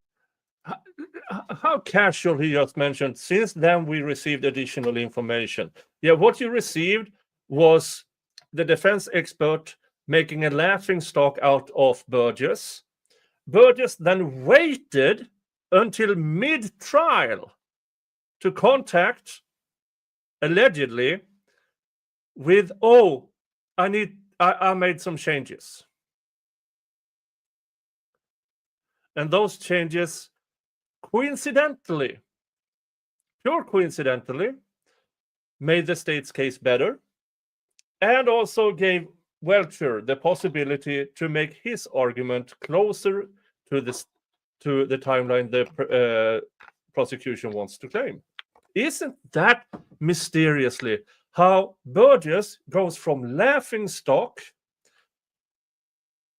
to a liar, but still we're supposed to trust his data input? At the top when you explain in text, Hey, Brandon. Good to see you. you told us that the text stream data does not have an actual clock, it has a running clock, like a stopwatch. Correct. And then you mentioned that after you receive information from Mr. Burgess, you could put an actual time onto it. How do you do that? Sustained. You shared with us that the text stream data runs Sorry. on a running clock. Correct. And then you received further information so that you could actually identify a time. Where did you receive that information from? I'm going to allow that. That was from Mr. Burgess's report. And do you know where that information came from? That came off the SD card, I believe, in the infotainment system. Do you know when Mr. Burgess found the SD card on the infotainment system? No, I'd have to go back to his report, but it was in this information was in his original report. Based on the SD card information about when the car was turned on and off, how do you match that with the text stream data to get a time? So when the car, So they had this information all along, but not until mid-trial, after making sure that the defense was locked into their defense. They made a whoopsie, change of time. turned on, that's approximately when the running clock starts in it. There may be as much as a It's 3-second at least delay the third in it, time but that's approximately when the this clock turns timeline on. has shifted. So this shows us when the stopwatch was started for the text stream data. So knowing that infotainment system has date and timestamps on it, so that ties it to a real world clock from GPS information. And so now we can, when that infotainment system turned on, it's very close in time to when the text stream data started recording data, that allows us to tie the two together. The times that you're showing on this slide, does that relate to the first or second event on the text stream data, the first or second triggering event? The first event, Do you characterize the first event in any way? I call it the 3-point turn. In addition to the data you analyzed, was there any other information you saw that evidenced or supported that a 3-point turn occurred at the area depicted in your slide? Right. We have a whole series of GPS data with heading angles, as well as a description that Ms. Reed gave in an interview. The time that you have after you consider the SD card ignition on and the running time, what clock is that based on? It's my understanding that's a clock in the infotainment system. And then we are ultimately trying to also tie it back to the clock on his cell phone. Mr. Mr. O'Keefe's cell phone, correct. Do you have any understanding whether all devices have the exact same clock? So it's my understanding they do not. In my discussions with Mr. Burgess, reading reports, that they can have, there can be as much as 30 seconds to a minute of variation. What do you mean with your discussion with Mr. Burgess? You were sequestered. You were sequestered. This wasn't, Burgess never testified to this. This is classic hearsay. Even as an expert, you can't refer to discussions with another expert.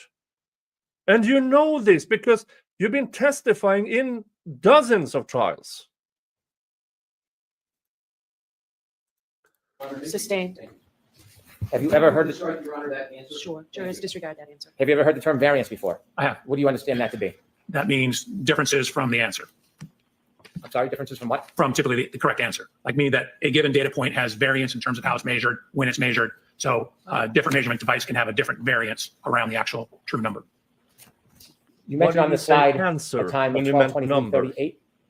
Correct. In O'Keefe's cell phone data, at 0.154, approximately 12:23:58. Correct. Is there a difference between the clock on the Lexus text stream data and that of Mr. O'Keefe's iPhone? There is.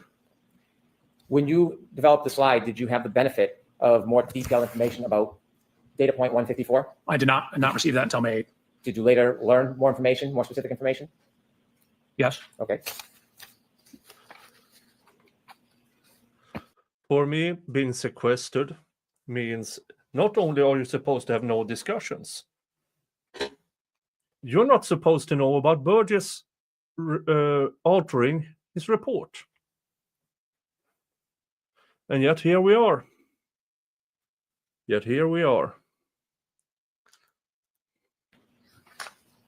I'd like to show an exhibit to Mr. Welcher that's already been admitted. Okay. It's 192A.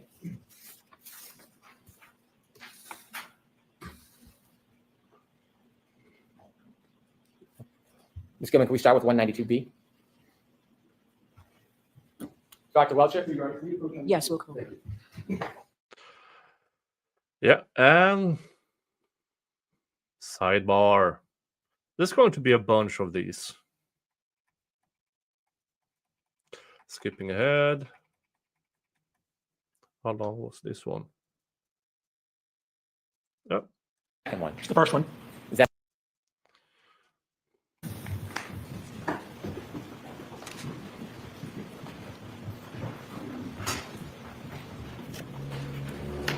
Dr. Welcher, if you could take us back to slide 30.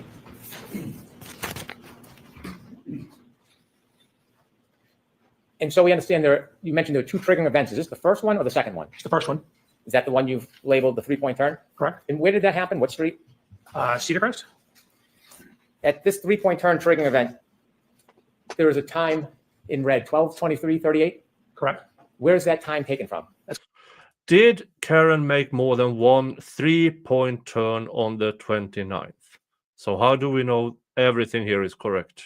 Because they are assuming this is the 3-point turn trigger event that Karen talked about. Reminder that according to Jen McCabe, she saw the traces of a 3-point turn outside of 34 Fairview. Well, in the first trial at least. So which one is it? Coming from the cell phone of Mr. O'Keefe at 0.154. And is there another time on there? I mean, I do the math between those two. Okay. Could you make that a little larger? Could you zoom in so we can Sure. see it better? So there's an infotainment time of 12:12:36, I guess another time. That answers your question. Then we have, The 12:12:36, what does that indicate? What's that relevant to? that's when the text stream data basically turned on, plus or minus a little bit. When you say the text stream, is that relative to when the car turned on? Correct. Okay.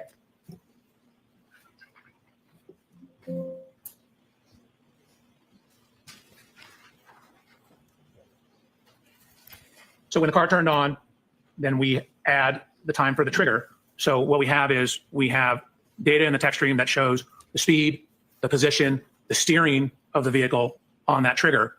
And so we're trying to match the timing and the description of what the vehicle was doing with the text stream, the infotainment, and the cell phone data.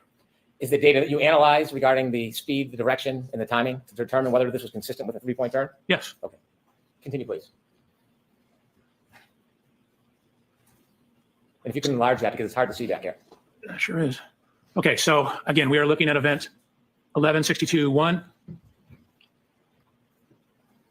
The information in blue is speed.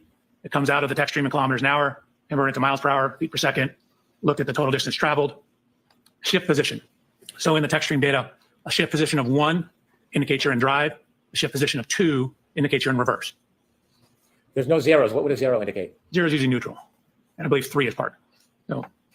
So there's also data on the acceleration of the vehicle. So basically, what is the effect of whatever you're doing in terms of stepping on the gas or not stepping on the gas? And there's also information on the steering of the vehicle. So again, there's trigger 5 seconds before, 5 seconds after. So over here, a positive number equals a leftward steer. So you can see we have in the forward velocity or forward motion in drive, goes forward with leftward steer, stops, shifts into reverse, and then continues with a rightward steer back.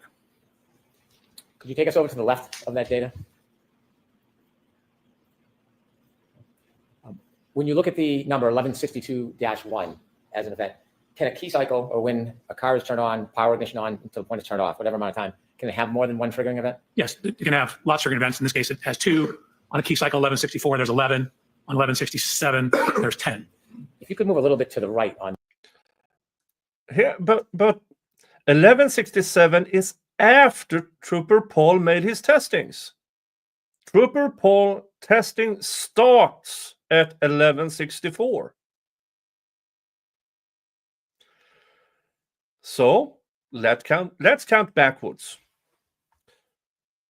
Trooper Paul starts it all up for testing. 11:64. What was the key event before that? Or the starting event, whatever they call it.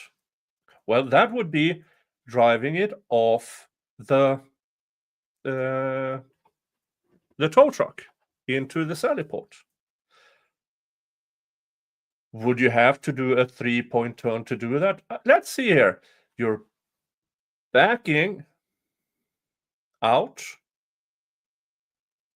You might turn, shift up to drive, and then drive out. So maybe just 2 points.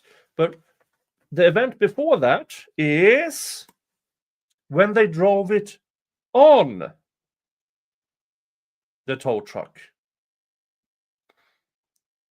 They backed it out of Karen's driveway, or Karen's parents' driveway.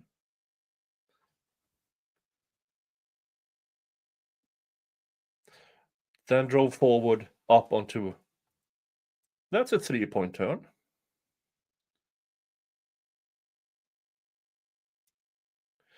Then you have when she drove to her parents' house. And then you have when she drove at 5 a.m. to meet up with Jan McCabe and Kerry Roberts. What the bump between her and the traverse, is that a 3-point turn? Well, yes, it is. And it's all starting up. So we have 11:64, tow truck, 11:63, tow truck, 11:62. Driving to her parents, 11:61. Driving to what is it? Driving to Jen and Kerry, 11:60. How does this compute with 11:62 being the key logger event thingy? It doesn't.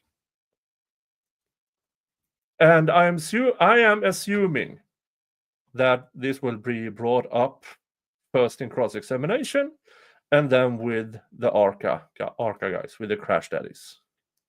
This. Is there something you can see on here that caused the triggering event, some of the data? Yes.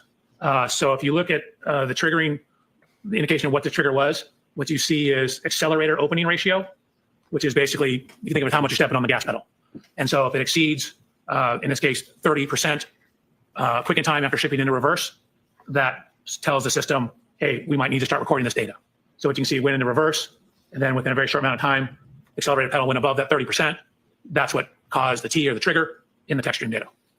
The row next to the 31.5, engine RPM data. Can you explain to us what that is? Sure, that's how many revolutions per minute the engine's turning.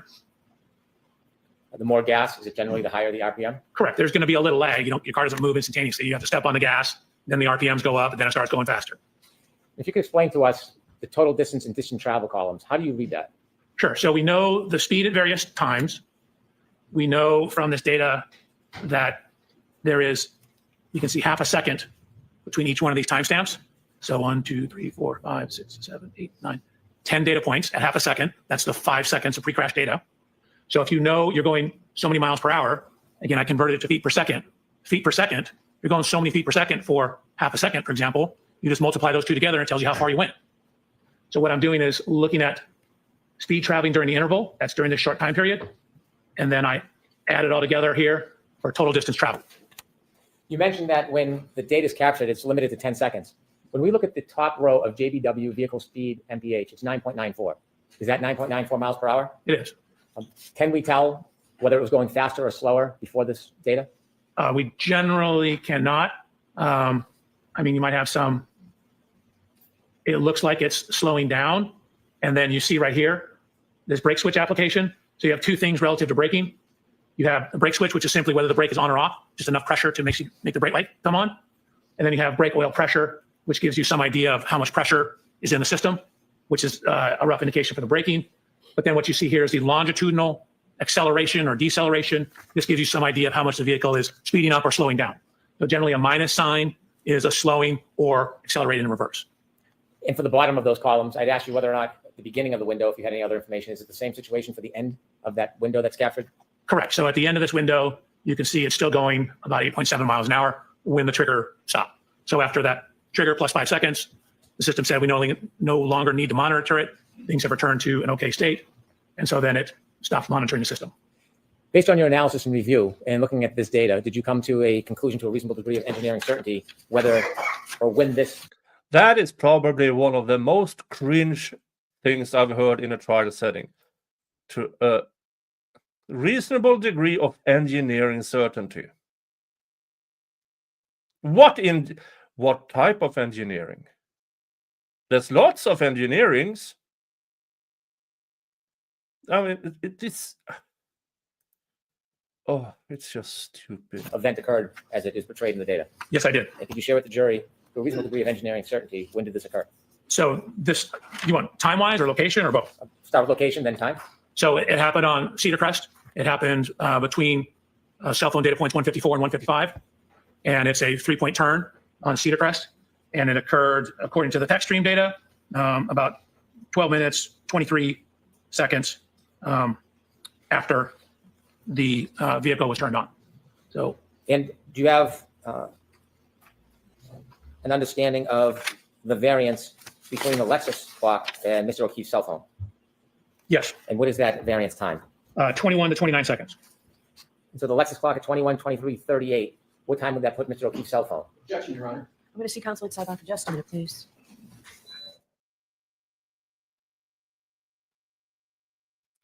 This is, and folks, it's not going. I mean, I said it before at the beginning of this stream. Some of the points he's making is damaging to the defense.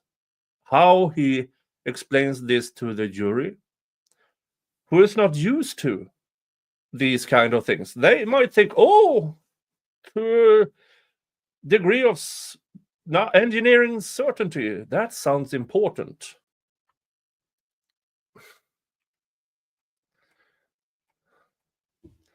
Let's see, how long did it take? Not that long, I think. Oh, still gone. Still gone.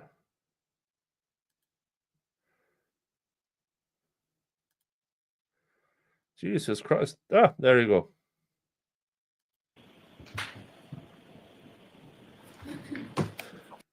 All right, so Mr. Brennan, you can continue. The objection's overruled.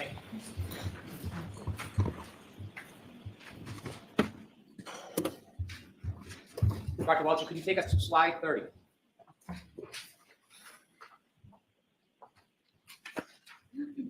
Could you zoom in a little bit on the right photograph and the text under the right?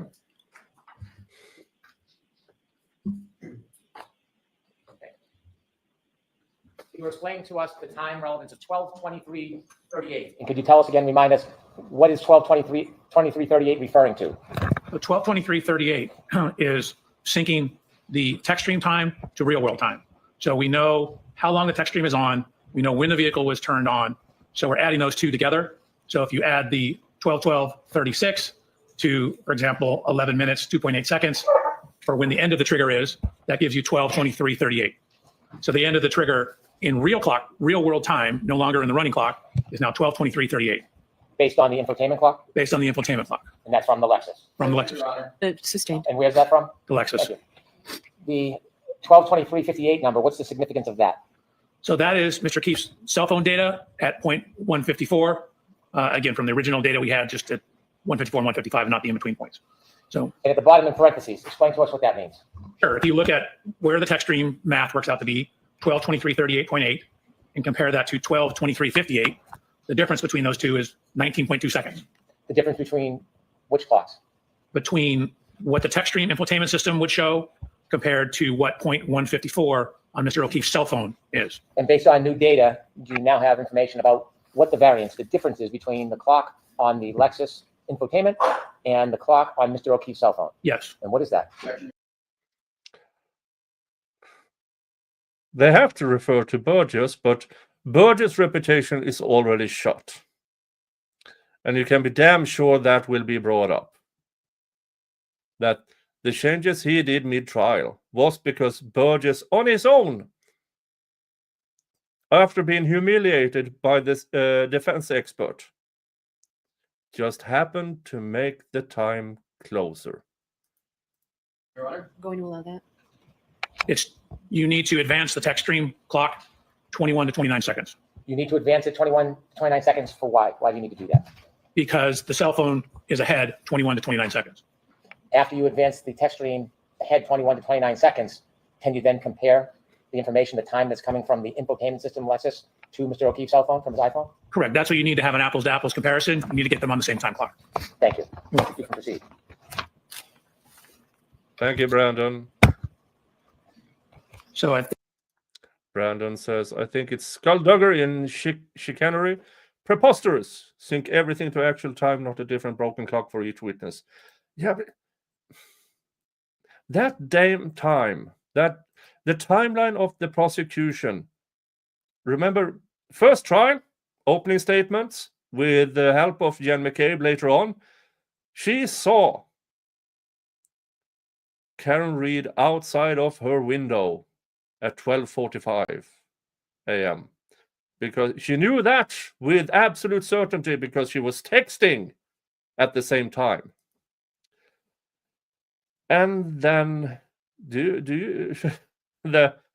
she connected to Jan's Wi-Fi at 12:36:39. Jan McCabe lied. And to the second trial, she changed her story. I think we left off here. That's 1162-1. So what we have is we have the cell phone data, the original cell phone data on the right-hand side. And then from that text stream data, we have what's going forward, we have the speeds, we have the steering angles. So from that information, we ran a simulation to show you what the text stream data means. This is what the 10 seconds of data is. Again, just because the simulation stopped, that's just where the text stream data ends. Again, as we showed you earlier, the car's still moving. That's just the last data point we have. So what that text stream data shows is matching a 3-point turn on that Cedar Crest Street. So we have the vehicle motion, the timing data consistent with the interview statements about making a turn, 3-point turn. Can you take us back to the data chart? But what if that turn is the one that wasn't registered? Because, folks, that is the only 3-point turn they can find. There's only one in the data. But we know there had to have been at least 2 more. On the tow truck, off the tow truck.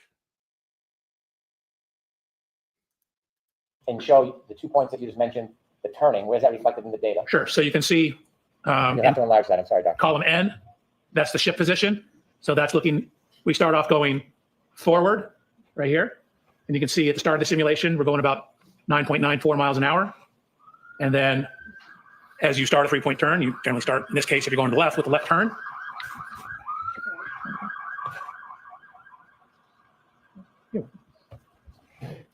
So you can see we have this steering angle here, then the transmission. So again, we have the brake application. So you're coming in, but you're slowing down and you get down to a speed of approximately 0,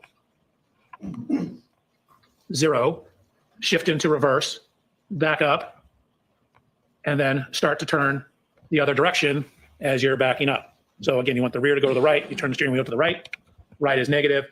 And then as you start to pull around and pull forward, you turn back to correct for the steering. And so that's what this shows. So again, if you put it all into a simulation program, the speeds, the shifting, the distance, keep in mind we only have that 10-second window of data and the steering angle for that Lexus. That's what it indicates. Can you enlarge the photograph on the right with the data points and explain to us the significance of that. Sure. So again, what we're trying to do is we have the infotainment, we have a text stream. We're now trying to see how that correlates to Mr. O'Keefe's cell phone. So we had originally very coarse data points, 154 and 150. Correlation is not causation, folks. Do you know that you can correlate ice cream with drownings? Does that mean that ice cream causes drownings? No, it's because ice cream sells more in the summer. Drownings occurs more often in the summers. So every time you hear somebody say correlate, it's more or less a guess, because correlation is not equal to causation. 55. There's additional data points between here. So we're looking at how well does ARC's predicted time compare to those two. So with the cell phone correction, you end up with the text stream data at 12:23:59 to 12:24:07. So that's actually right in between these two data points. And so we know 154 was closest, but it's on the right-hand side of the road. 155 is when it's turned around and heading back in the southerly direction. So the cell phone data corroborates the text stream timing data in conjunction with the infotainment system data. Thank you. Please continue.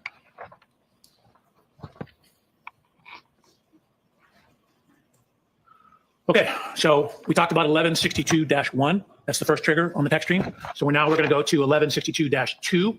So I've highlighted that in yellow. So we're now talking about the second trigger. So this is on the same ignition cycle. It's on ignition cycle 1162. We have that same continuous running clock, but we've now synced it to real world clocks. So instead of the running clock, we now have some information on the real world clock. So at this time, we know the ignition has been on for 19 minutes and 2 seconds. So at the trigger, 19 minutes and 2 seconds. And again, we have 5 seconds either side of that. So between 18 minutes, 57.6 seconds to 19 minutes, 7.5 seconds. For that to, okay, so 19 minutes. Now, is that the drive from the waterfall bar to 34 Fairview? 19 minutes. Really? So it took her 19 minutes, according to this expert, to drive from the water bar to 34 Fairview, but somehow she managed to drive twice that distance in 4 minutes, even though she got lost on the way there. Can you enlarge that, please? Which part? That part where your arrow is. You were speaking about the clock. Could you explain that so the jury can see? Sure. So again, this is continuous from when the time comes on. I just converted it to minutes and seconds here, so you can see how long it's been on. This is the mileage. These are the speeds over here. And this is some information on how far it traveled. Again, we have the plus minus on the steering. That gives us some information on the steering. Really, there's very little steering going on at this point. Slight leftward steer. Dr. Welcher, did you determine how long after the first trigger, that 3-point turn, that this second trigger occurred? Yes. 3-point turn occurred about 8 minutes after. You said the 3-point turn occurred I'm after? sorry, this event, I misspoke. 11.2 occurred about 8 minutes after. After the 3-point turn? Correct. Thank you. Can you walk us through this data? Sure.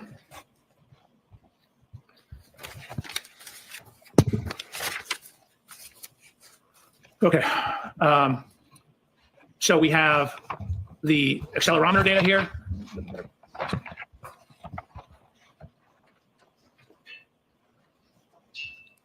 I've highlighted a shift from drive to neutral to reverse. I'm sorry, I need to zoom that in so we can see it. Absolutely. We have information on the brake switch, brake oil pressure. We have the acceleration data here. And then from that information and using the acceleration data, calculating the speed at which it's backing up. The reason we have slightly different calculations here is we have some evidence that the wheel's slipping on the ground. So we need to use the accelerometer because the wheel speed is simply telling you the speed of the wheel. Like if you're stationary burning rubber, the speedometer reads a certain speed, but you're not going anywhere. But the accelerometer tells you how much the vehicle's moving. So from all that information, we get information on how far the vehicle's traveled. We've done it in terms of total travel distance. We've done it relative to the start position. I'm going to ask you to start on the columns on the left and take us through the information that you have regarding this second triggering event. So if you can scroll all the way to the left. All the way to the left. So the first I'm column gonna- regarding time, can you remind us again what that is? So again, that's the continuous running clock. And the second column in blue. That's where I take that time and convert it to what we more commonly use, minutes and seconds. And now we have a key cycle event different than the 3-point turn. What's the number? So this is now 1162-2. So again, it's technically in the system the same key cycle. I called it 1162-2. And the red number next to it to the right. That's the mileage. So it's actually at the same mileage as 1162-1. So we know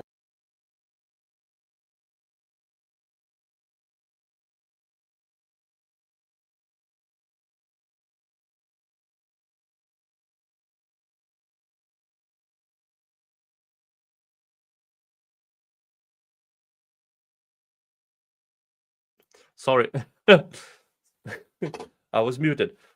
So they have here the same mileage as in 1162-1. I thought you had a 19-minute something in between, including a 3-point turn event. How does the mileage stay the same? Anyone? Anyone? Hey! First of all, thank you, DSM, for being a member for 3 months. That is, thank you for your continued support and a $5 super chat. Good job! A super sticker. Thank you so much. Thinking through this together last night. No, to what I gather, this is a presentation that has been litigated for quite some time. And if I remember correctly, Brennan said, oh, he's going to take out the things that isn't allowed. And then they had a pre-trial conference of sorts, and he still hadn't removed things that weren't supposed to be in it. But it was supposed, it should be gone now. We will get there. We will get there. I see they're within the same mile. If you can scroll over a couple of columns. From your data, can you tell during that event how far the Lexus traveled during Yes. that event? Yes. And how do you do that? So we have accelerometer data. We have velocity data or speed data back here. I've corrected for what you see down here is, and I go through this in a later slide, but right here you can see a significant increase in RPMs, but yet the acceleration is dropping. So what that means is if your RPMs are going up and the speed's going up, that means you should be accelerating more. But what happens because the acceleration is dropping, that means what's actually happened is the wheel's slipping. So what I've done is I've used the accelerometer data to calculate the speed once the vehicle is put into reverse. And once we know the speed, again, feet per second, we know every data point is half a second. So speed times time tells you how far you moved. Feet per second, feet divided by seconds times seconds gives you feet. That's how far you went. So you get how far you went in each interval, then you get the total distance traveled. And so this is relative to the start. So 0 is the start. The vehicle goes forward about 34 feet. Then you can see it basically stops in this area here, then begins to back up and ends up backing a total of 53 back from where it originally started. So if you add 53 to 34, you get 87. So the total motion, 34 forward, 53 back, the Lexus moved 87 feet. So, according to the state's theory,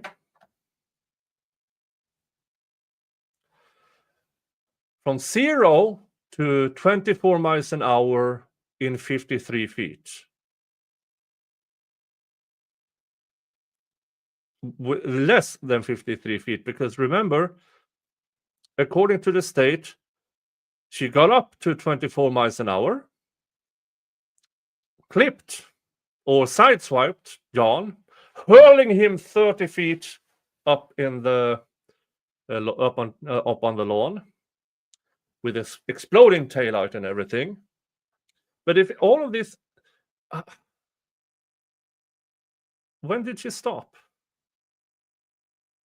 And how did she get on the right way out? Was it another 3-point turn?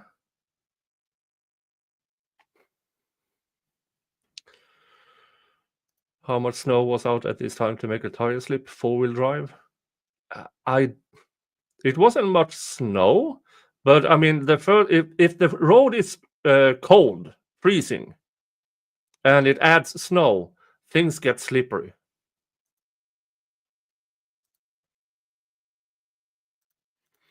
Total. Dr. Welcher, when you say the Lexus moved 83 feet total, is that according to the data, or is that the entirety of the movement of that Lexus? No, that's just from when the data starts to when the data ends. So if you look at when the data starts, you can see that the vehicle is actually going 13.67 miles an hour. When the data stops, the vehicle is still going 23 miles an hour. And you can see, I'm sorry. you can still and see that it's still at 74% throttle. So, this is 3/4 of full throttle in reverse. So to start with the distance traveled, if you can go to the top. So not only, so 3/4 full throttle.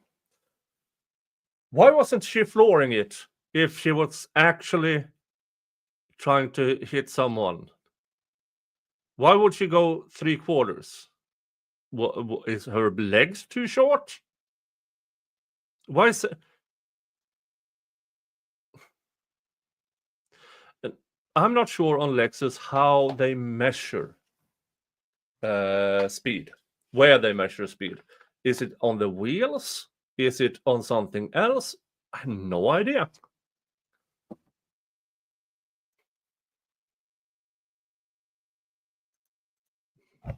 We see that the speed is 13.67. Is that where the data gets picked up? That's where the first data point is. Again, the trigger is here. This is 5 seconds before the trigger.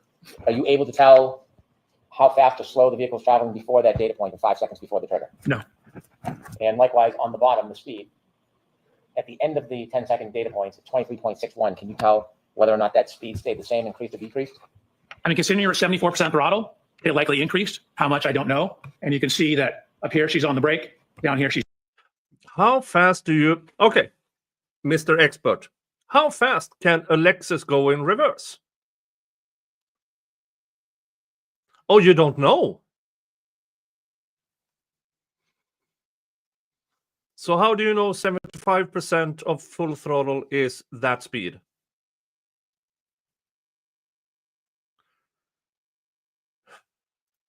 Not on the brake. And so she's not on the brake and at 74% throttle.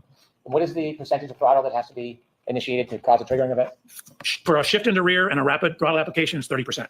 If you look at the in the next column rear. over, if you go to the top heading for the jury to see the engine RPM data, could you explain that? Sure. Again, that's the engine RPMs. And so, as I mentioned, you have this jump in engine RPMs and a very dramatic jump in the reported speed of the vehicle.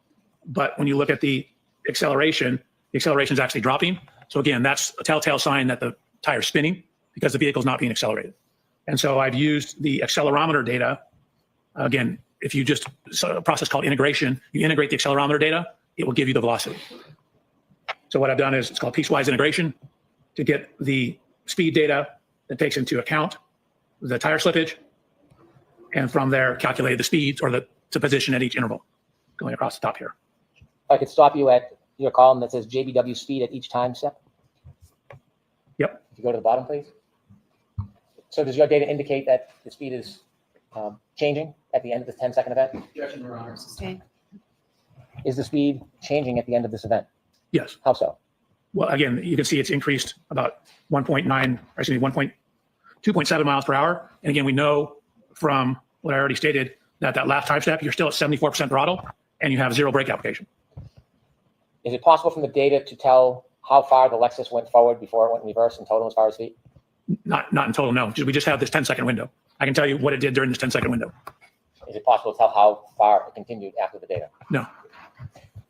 The shift position changes from 1 to 0 to 2. Can you again explain to us what that means? Sure. 1 is drive, 0 is neutral, 2 is reverse. And then brake switch status, again, a 1 is you're on the brake pedal, enough to activate the brake lights. 0 is you're off the brake pedal. Each one of those indicators, 1, 0, 2, how much time is for each of those? 0.5 seconds. So can you tell how long the Lexus was in neutral for? So again, it only occurs at one time step. And again, there's a little timing issue. Like we only have data every half second. You don't know exactly where in that time it was. Okay, you can continue, Dr. Welcher. Next slide or continue on this slide? Unless there's something else you want to point out to the jury on this slide. No, I'm good. Next. So similarly, using this information to then try to tie it back to the cell phone data to make sure we have the real-time information. Again, this was written back in January before I got the additional information. So what you can see is, I'll zoom in. Again, we're now talking about trigger 1162.2. We know that that's 18 minutes that the vehicle has been on, 18 minutes, 57 seconds, 19 minutes, 2 seconds. This is the range. Again, the plus or minus 5 seconds. 19 minutes, 2 seconds is when the trigger occurred. Infotainment system, adding those two together, 12, 12, 36, plus the 19, 7.5, indicates the end of 1162-2 is at 12:31:43. That 12:31:43, is it based on the Lexus clock from the infotainment system? It is. It would need to be corrected to the O'Keefe cell phone data. So when you reconcile that variance of 21.9 seconds, what is the time? You end up with 12:32:04. So if you simply take this and add 21 seconds to it and add 29 seconds to it, so you get between 12:32:04 and 12:32:12. When you reconcile the two clocks and you have that range of 12:32:04 to 12:32:14. 12:32:12. I'm sorry, 12:32:12. Does that simply accommodate the window of data, but not before and after? Correct. So, again, even on John's O'Keefe cell phone, even within his cell phone, there's somewhere between 21 to 29 seconds difference on his cell phone. So even that one piece of instrumentation has. How can it be between 21 and 29 seconds difference on his cell phone? If his cell phone, your cell phone gets data from above, that this is your phone. Why?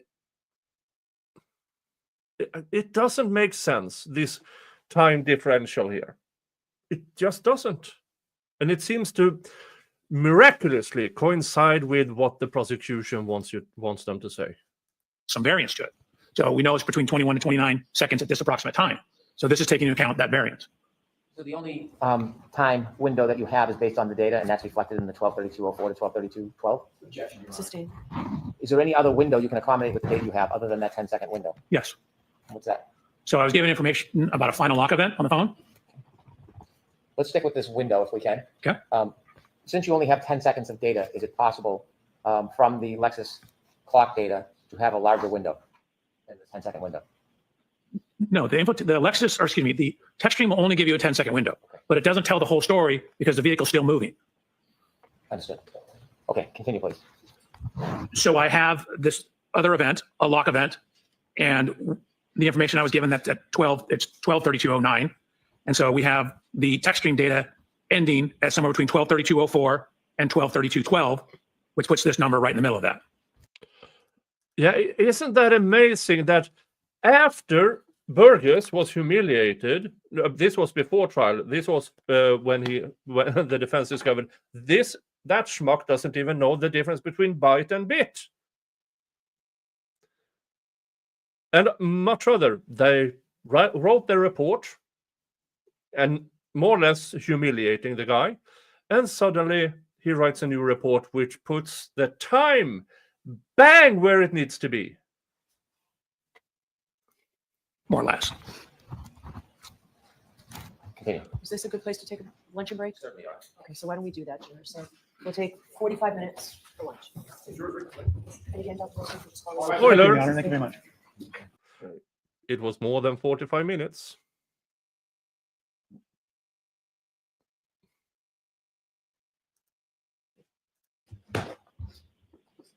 It was close to an hour. This court is in session. Please be seated. Yeah, and the thing about Lexus Thank you. having the reverse restricted, I tried to find information, but the only thing I see is other people talking about it, not actual data. So I don't know.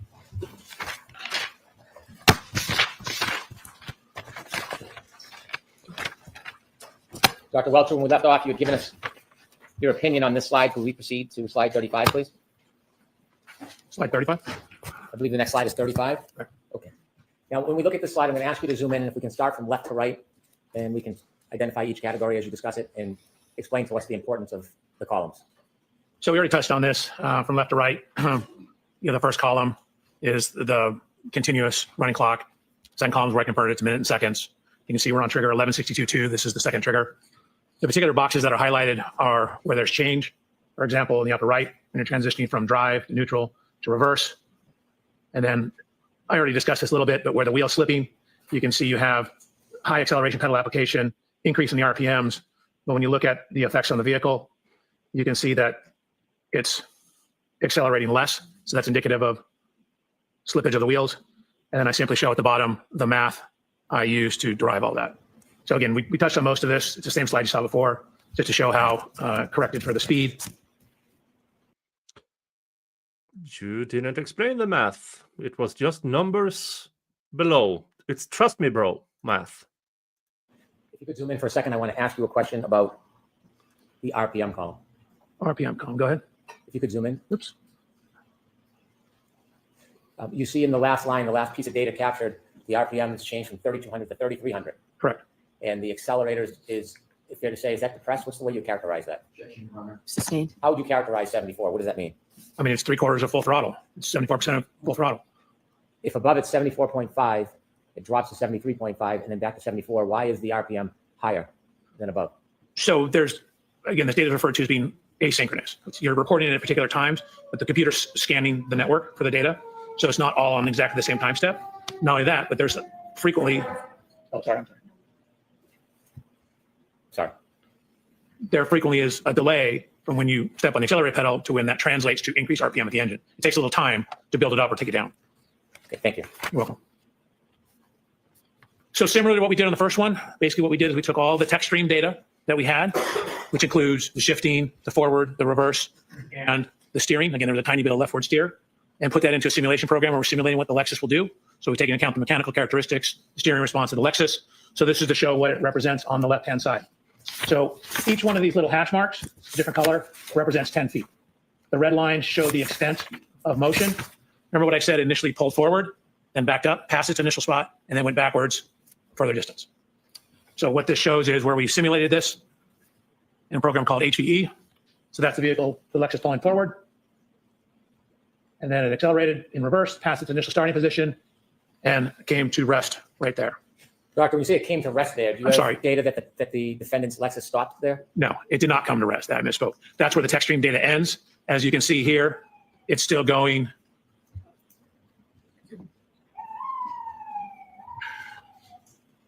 It's still going approximately 23 miles an hour when that ends. You'll have to zoom in on that so the jury can see what you're referring to. Please. So again, as I mentioned, the text stream's taking a window of data. It doesn't take anything outside the window. So she reversed home in 4 minutes? Is that what you're claiming?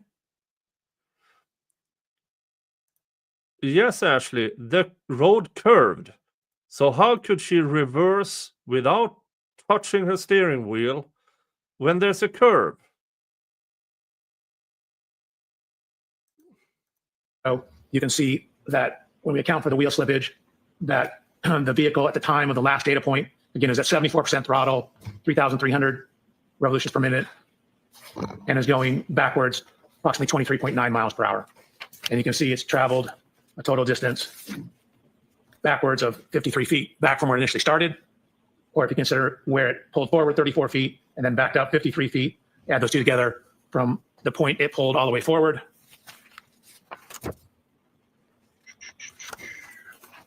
So this is 10, 20, 30, 5 forward. And then I'll go 10, 20, 30, 40, 53 back for a total of 87 feet. So from the maximum point it pulled forward to where it backed up, again, that was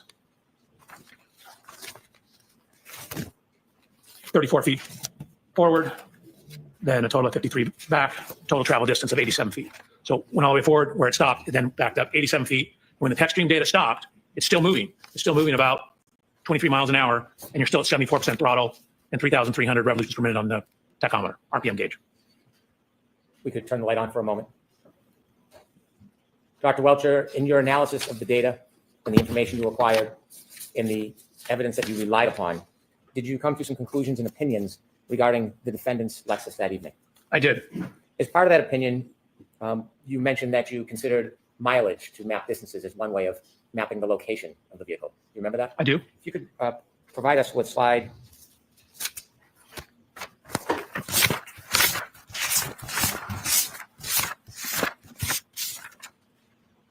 I believe it's slide 25. And could you widen the left-hand box a little bit? And you mentioned you measured or you ran information about distances between different routes. Correct. Specifically regarding Fairview to Meadows, the first box. Do you see that? I do. There are 3 different mileage numbers. Yes. And then there's streets to the left. Can you explain what's set out in that box? Sure. That's basically 3 different routes you can go: Sherman Street, Pleasant Street, Washington, and Sherman Street. When you considered the shortest route, 2.3 miles on Sherman Street, did you attempt to determine how long it would take to travel 2.3 miles, how fast the car would have to be moving or how slowly it would have to be moving to travel 2.3 miles in 4 minutes and 15 seconds? Yes. And what did you determine? So to go 2.3 miles in 4 minutes and 15 seconds, you would need an average speed of 32.47 miles an hour. What if you took the longest route, 2.8 miles? And This is so. That is driving in a straight line. You get that average. This is so disingenuous and so fake what they are doing here, because they don't take into account, oh, it's winter. We already have all the evidence that her tires are slipping all over the place. You don't take into account that, according to yourself, she starts this trip by going backwards. She has to stop at one point, turn around, and then drive. That takes additional time. You don't take into account speed bumps, sharp corners, that it's winter, that she's drunk, that she's texting and calling at the same time. And this is on a trip that, according to your own research, takes 6 to 7 minutes, usually, under normal circumstances. So how they explain this? Yeah, you can drive in a straight line within 32.5 average, and drive that straight line in 4 minutes and 15 seconds. you considered 2.8 miles in 4 minutes and 15 seconds. Did you make a determination? I did. Did you share that with the jury? It's 39.5 miles per hour. Is that what the average speed of the Lexus would need to be to travel that distance in that Correct. time? Okay. Now, turning to your study of these tech stream events, do you have an opinion, to a reasonable degree of engineering certainty, how many triggering events occurred? How many triggering events occurred in that ignition cycle 1162? Objection, Your Honor. I'm going to allow that. In 1162, the tech stream recorded 2 triggering events. And do you have an opinion as to the type of triggering event, the type of movement of the defendant's Lexus in those 2 triggering events? I do. Regarding the first triggering event, 1162-1, do you have an opinion, to a reasonable degree of engineering certainty, what type of event the first triggering event was? Objection, Your Honor. I'm going to allow that. The actual trigger was excessive rearward acceleration. The event was during the course of a 3-point turn. And do you have an opinion, to a reasonable degree of engineering certainty, the time between triggering event? I thought you said that the 3-point turn that you based all of this off was before getting to 34 Fairview. Now all of a sudden you have another 3-point turn. Where was that in the data? Did I miss that? 1 and triggering event 2 in that cycle 1162. Yes. And could you share with the jury your opinion, to a reasonable degree of engineering certainty, the time between those 2 triggering events?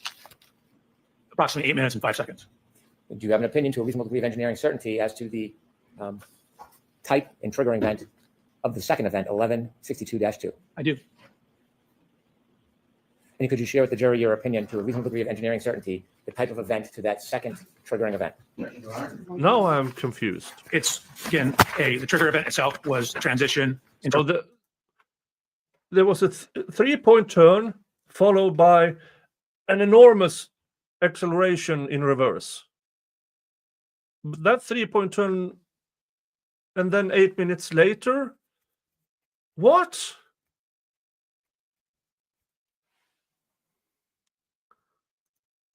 reverse and then high throttle application. It's a forward motion followed by a lengthy high-speed rear impact or rear motion. Your Honor, I'm going to move to strike that portion of the answer. Yes, I'm not going to highlight it. I So appreciate it. get the answer again. Do you like me to ask the question again, Your Honor? Yes, Mr. Lessie, yes, right. I'll strike the previous answer. Go ahead and ask the question again. Okay. Do you have an opinion to a reasonable degree of engineering certainty as to the nature of the second triggering event, 1162-2? Just for the record, Your Honor. Yes. Could you share your opinion with the jury? The triggering event was high throttle opening, then transition to reverse. It's a forward motion followed by a higher speed rear motion. And at the end of the trigger event, you're still at 74% throttle. Do you have an opinion to a reasonable degree of engineering certainty, the entire distance captured in that 10-second window during the back maneuver or 1162-2? Do you have an opinion about it? Do you have an opinion to a reasonable degree of engineering certainty about Yes. the entire distance that is captured in that 10-second window of the second triggering event, 1162-2? So it obviously only captures what's going on during the trigger. It doesn't capture before or after the trigger. Understood. Do you have an opinion as to just what is captured as far as the distance? Yes, And what is your opinion? that it's 87 feet. So again, the initial forward motion is 34 feet, followed by it backing, crossing the initial point, and then backing up an additional 53 feet. And finally, regarding I'm still 53 feet is not far. I mean, I'm measuring this in our standard measures. 53 feet. I mean, 30 feet is 10 meters. That would make this under 20 meters. That's my that's more or less my driveway. Net 53. So the claim here, drove forward 20 something feet, drove backwards 53 feet, and in 53 feet, she got that monster up to 24 miles an hour in reverse, backwards, without wheel spin. I mean, it's not credible, folks. No, barely on a racetrack, you see a car going 0 to 24.2 miles an hour in less than 20 meters or less than 60 feet. I mean, if you go watch athletes who runs the 100 yards or 100 meters, they claim a car made that in the first fifth of a 100-yard dash. The first fifth. I mean,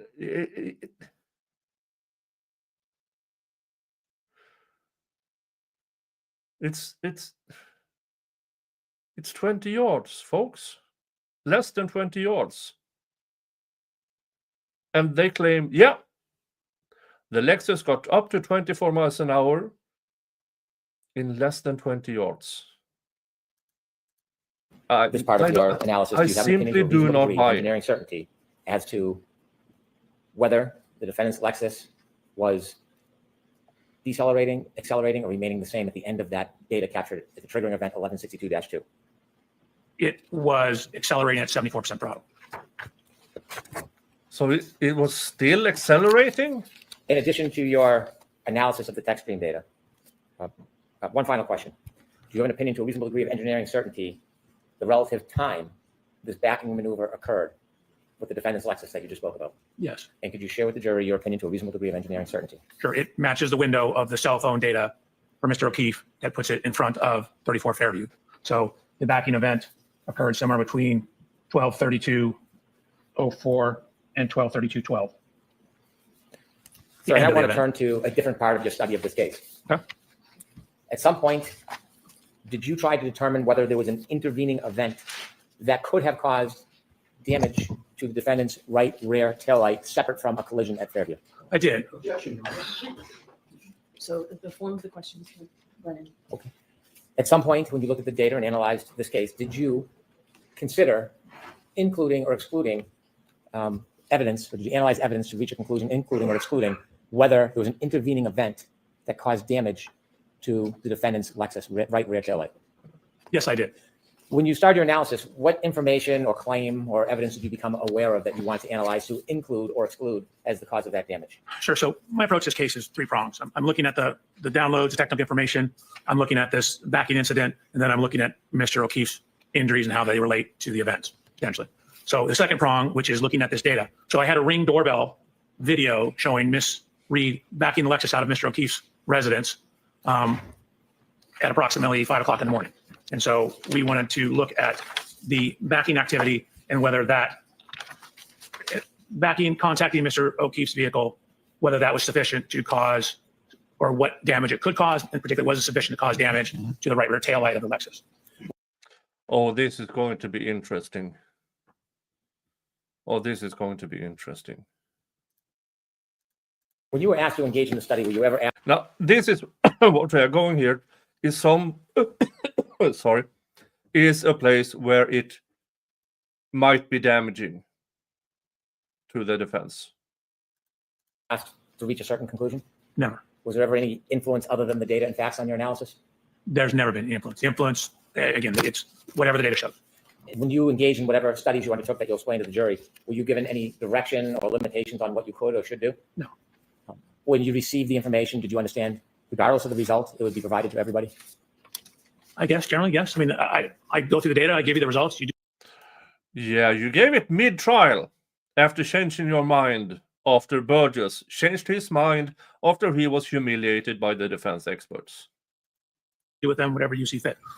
And in this case, when you decided to engage in that study, had you had an opportunity to review the Ring video footage from Mr. O'Keefe's home on the morning of January 29, 2022? Yes, Tell us how you went through your study, how you began, and the steps you took, please. sure. Probably best on the slides. So one of the things Yeah, this part we first is did a was lot to of get an damage to the exemplar defense. Lexus. What I does must exemplar agree. mean? It just means I This got the part same here. exact year, make, and model vehicle as Miss Reed. So Miss Reed's vehicle is on the left-hand side, taken during my inspection. And then I found this exact same year, make, model, manufactured at the same plant, everything Lexus in Texas. So even though it looks like a European plate, it's a Texas plate. Purchased the vehicle, had it shipped out to California. So I verified that the Lexus is in fact the one I got, the same exact one as Miss Reed's. These are all the standard equipment. Miss Reed's is on the left. My exemplar is on the right.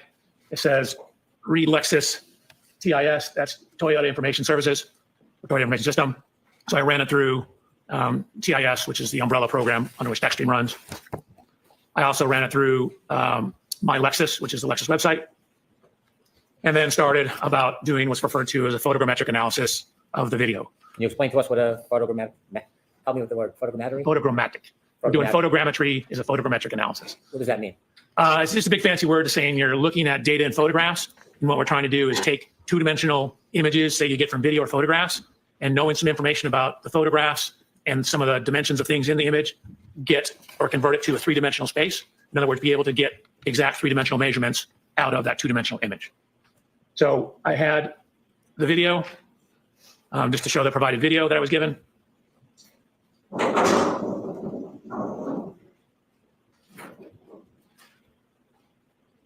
So Mr. O'Keefe's vehicle. I don't know if you noticed, but there actually is contact between the vehicles. How about that? Somebody acknowledged there was movement. They tried the entire first trial to say there were no movement.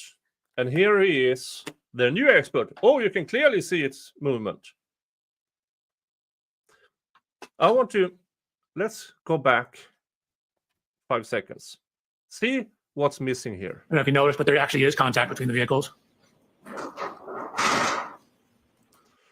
Why do you think? because this was 5 a.m.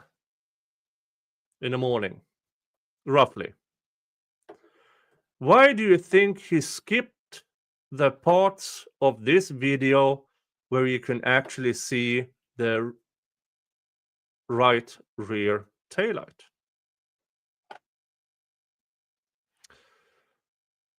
In my opinion, he skips it because if he plays it, you can see a lot of very red, at least partially intact rear taillight.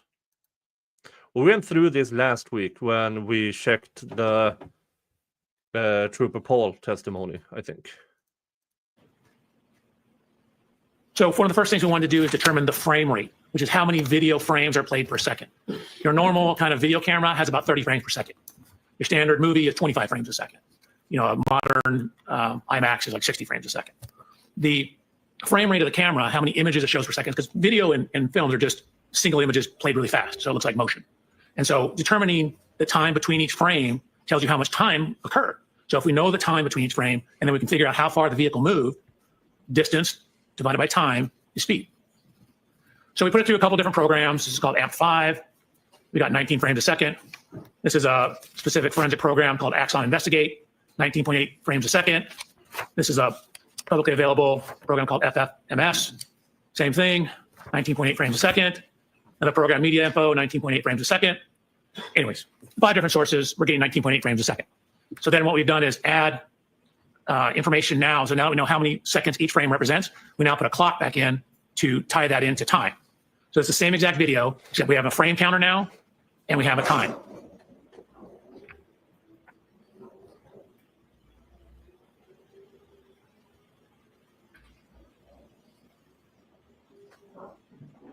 So we have some information now on. Nathan, did you take that new Lexus and do the exact same 3-point turn at the same speed to see if the black box would bring up the same data? Nope. Nope, he didn't. The time between each frame. So here's frame 0. This is frame 265. We're 13 seconds into it. Here's frame 305. Notice you see brake lights on the back wall here. Notice how they're not super red because you still have reverse lights on. Now they all go off. So the Lexus brake lights have been turned off at frame 353. 356.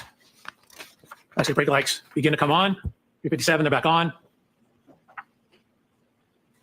Lexus comes to a complete stop at frame 369. 384, the reverse lights turn off. So now look how red this is because we no longer have the white reverse lights in it.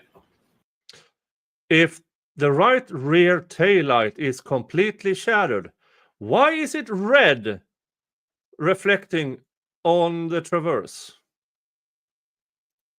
And you can see the Lexus starts to drive forward. And then it skips. So frame 825, this is after the Lexus has left the scene. But notice the tracks in the snow. So we have very definitive locations for the wheels of the Lexus. We lay over a grid on the various frames. So we then took the images and did what's called clarification, which is where you overlay images from multiple versions or multiple views of the same vehicle, and it helps sharpen the image, but it slightly dulls the color. So you get a little cleaner, crisper image. So here's Mr. O'Keefe's vehicle before clarification, after clarification. Excuse me, Your Honor, pardon my interruption. Can you get numbers of the slides as we're talking back and forth? Sure. Absolutely. Okay, I'll make an effort. So slide 76. You're welcome. Go into slide 77. We're going to focus in on this area here. So what we will actually show is where the snow was displaced in these 2 spots, spots right across from here and right across from here. You could focus your attention on those. Slide 77. So slide 78. Before we watch this, do you know what bumpers do with when some things comes in contact with it? They flex. Do you think this crash reconstructionist took that into account? Place your guesses. To bring us all together, we went out to Mr. O'Keefe's residence and took a scan, a laser scan. So you see the laser scanner over here. You have any idea Laser how scanner right much here. this costs? Fence hasn't to changed do? position. The camera's changed slight position. We can account for that. Thousands. So here's the upon subject video. thousands. We have the correct resolution. There's a new camera. It's going slightly faster frame rate. That just means we have different times between frames on the new camera, but we're simply using it for calibration to the old camera. It's the same container for the MP4, and it's using the same video codec. The video codec is how the computer encodes the video. Next slide, number 3. Oh, yes, thank you, Your Honor. Slide 79. Slide 79, part 2. So really, we care most about is the resolution. So slide 80, you can see these are what are called control points. So from the laser scan, we locate these various points. So the 3D scanner knows the exact position of all these points on slide 80 in the image. And so what we can do is use this information in conjunction with the video to create a scaled version of the video. So when we have three-dimensional images or three-dimensional measurements, we can then use that to give us some three-dimensional information from our 2D video. So there's the points on slide 81. Slide 82, excuse me, slide 81, second part, we're basically just fading in. So what you see now, if I go back to the beginning of slide 81, this is the picture from the video camera. And then what you see here is, which is barely any difference, and that's because what we've done is we've now overlaid the points from the laser scan. So now each one of these little speckly points, we know the exact 3D coordinates of those. So we can now know the exact position of all these fence posts, all the positions on the driveway, and we can use that to calibrate. Going to slide 82. So using that information, it's called solving for the camera. We verify that we have appropriate residuals, meaning we don't have too much error. Slide 83. Okay, subject video.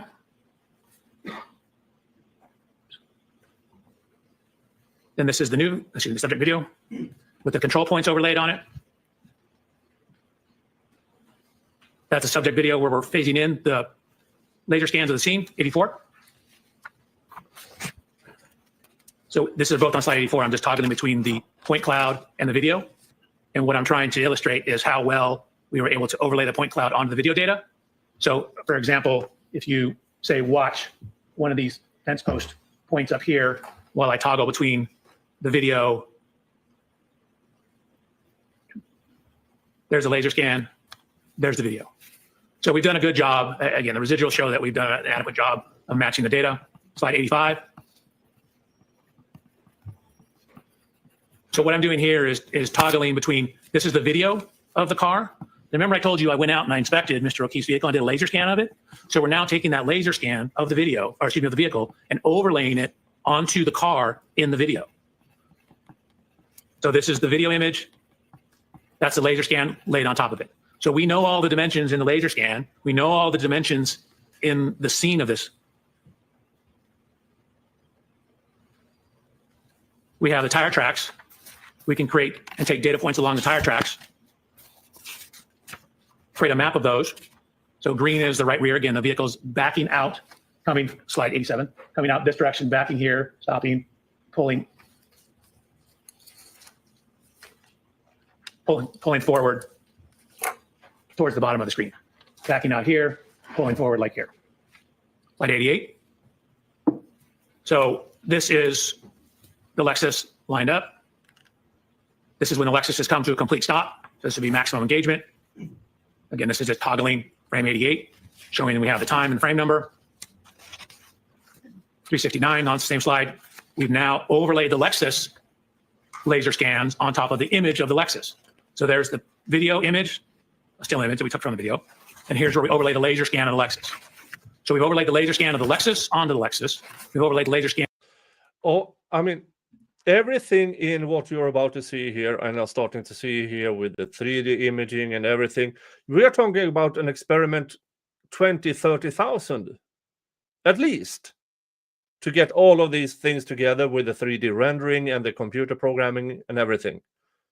And yet, the state didn't have enough money, or enough effort to actually check who did the extra DNA belong to. But they can spend $30,000 on this.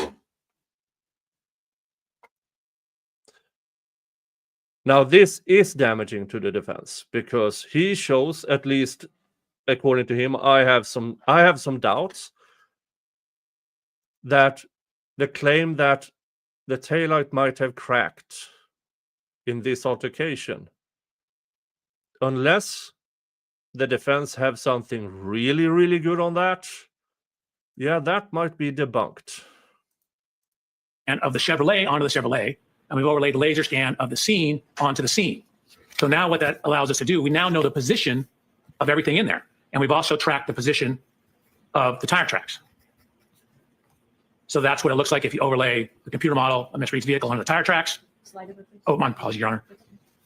Slide 89, and then I'm just toggling slide 89 where I turn the vehicle off so you can see how the tire positions match up.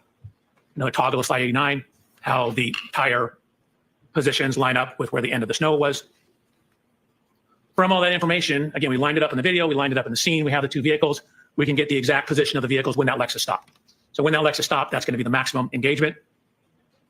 So from that information, we can get the angle of the vehicle, we can get the degree of overlap, the impact configuration, and it's hard to see. If I read it, if I understand this correctly, the traverse is where it was bumped forward a bit. Not much, but a bit. Does that take everything here into account? I don't know. Because of the angles and because these vehicles are not at right angles to each other, the exact contact. Now I mentioned, and we're on slide 94 now, that contact on the rear. So we took a whole bunch of data points within those two areas where the snow got dislodged, and we're looking at where that is. So if you look at that on the vehicle, so this is where it is on the rear of Mr. O'Keefe's Chevrolet. You can see it's about 25 and a half inches above ground, 32 and a half inches above ground. Here's Mr. O'Keefe's vehicle. So these marks are kind of, this is the Chevy Traverse words, are approximately right here. Again, I had the opportunity to inspect Mr. O'Keefe's vehicle. There's no damage where these marks are. As Music Lover said, but why did Jen McCabe mention that the O'Keefe family hired a car repairman? I don't know. I do not know.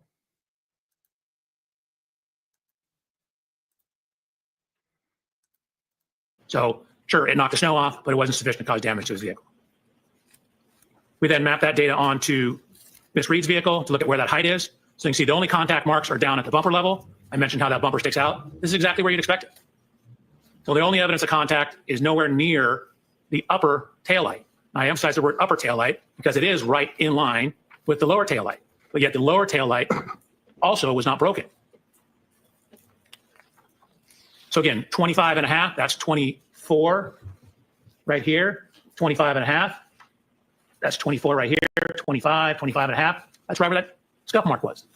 It's also right at, again, the level at the top of that light. This light is not broken. I've looked at the front of it, I've looked at the back of it, I've looked all around it, it's not broken, and it sticks out further than the light above it. So using those positions, matching the overlay of the vehicles, we can get the speeds from that. We know where the Lexus is. We know how much time it is between each frame. So we know how far it moved. And so what we know is that when it first came to a stop, right before that, it was going about 0.7 miles per hour. So realistically, somewhere between a half to 1 mile an hour, just to account for some variations, but definitely going 1 mile an hour or less at impact. Slide over, please. Oh, thank you, Your Honor. Slide 99. That's the dimensions. Slide 102. Similar to what I said, no damage to that light, no damage to Mr. O'Keefe's Traverse in that area. And then if I could, I would like to go back because I realized I skipped over something.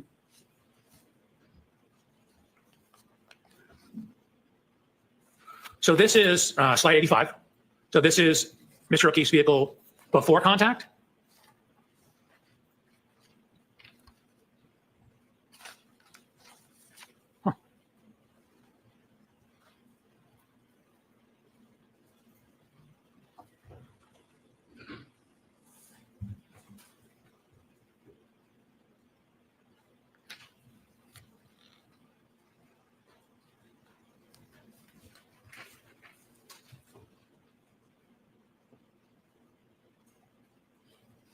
I don't know what happened this time. Something missing from your presentation? It's almost as if somebody had access to it. The slide shows that there was snow here, now there's no snow there. Dr. Welcher, did you look on the driveway after the touching between the two cars to see if you could see anything on the snow at the Yeah, back and this of is Mr. just O'Keefe's plain vehicle? stupid. This is, if anything, because there was some snow. It's a small piece of taillight got dislodged. It would drop down into the snow, into it, and claim, "Oh, I didn't see anything." Yeah, no shit, Sherlock.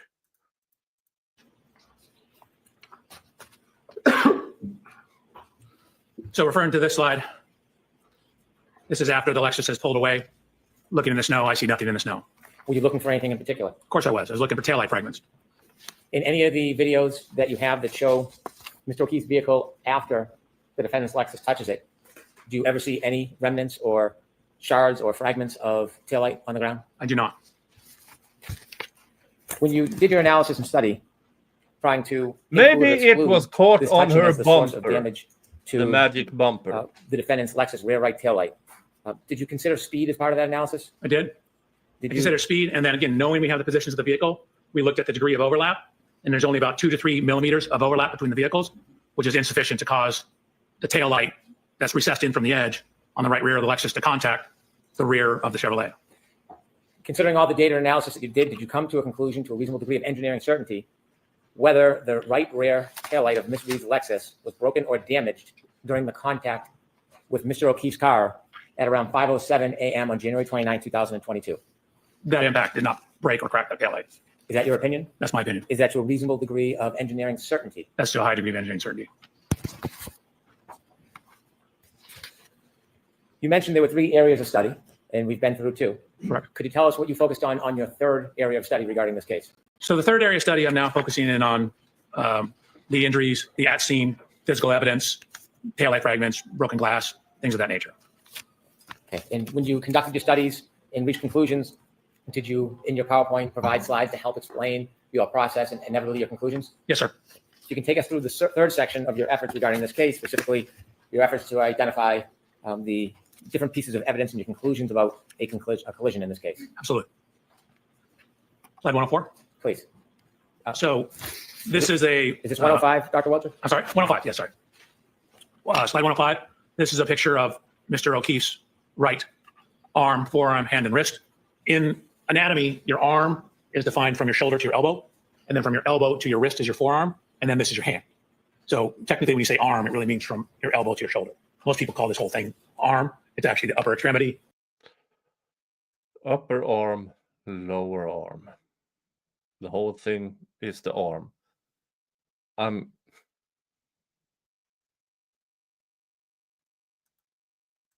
is from shoulder to elbow, elbow to wrist is forearm and hand. So you can see I wrote arm and forearm. So arm, elbow to shoulder, elbow to wrist is forearm. So looking Now, at the... if the prior thing was damning to the defense, this part is some of the most stupid things I've ever seen in a trial setting. And I watched the entirety of the YSL trial. What you're about to see now is beyond stupid. Injuries to Mr. O'Keefe's arm, forearm, as well as his hand. So this is me. I'm actually 6 feet, half an inch tall. What you see in the upper right is... So you're 1.5 inches shorter than John. 1.5 inches shorter. And you are not 216 pounds. The coroner's examination report for Mr. O'Keefe. He's 73 inches tall. That's 6 feet, 1 inch tall. At this time, I was 220 pounds. Mr. O'Keefe, at the time of this incident, was 216 pounds. So I took measurements of myself. I'm actually wearing the same make and size shoes as Mr. O'Keefe, the same brand of jeans as Mr. O'Keefe, the same brand and size shirt of Mr. O'Keefe. You see the Lexus. This absolute moron dressed up as John. I get the shoes to get the same height. But he isn't the same height. And he claims he's 220. I don't care what you claim your weight is. If it's not data, it's not there. But cosplaying as John is so fucking disrespectful. These tests that he does, he doesn't need to be dressed up as John. This is how he projects the image of John being hit by a Lexus to the jury. This is pure showmanship and should never have been allowed in. This alone, this stunt, I want to smack the guy over the head for being so stupid and so disrespectful. Ian Runkel said he would have fired an expert for doing this. Yeah. First of all, this is a trial. A person is dead. This is serious. This idiot have zero respect. Now, I know he said he didn't care. He only cares about the data, but he cares enough to dress up as John. And this is...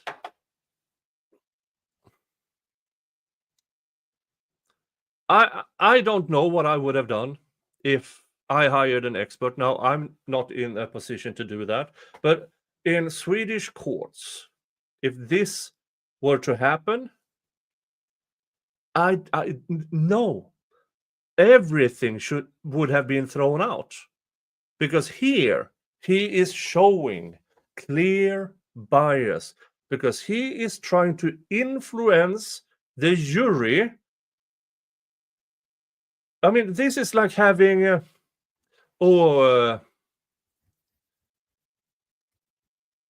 free Karen in court.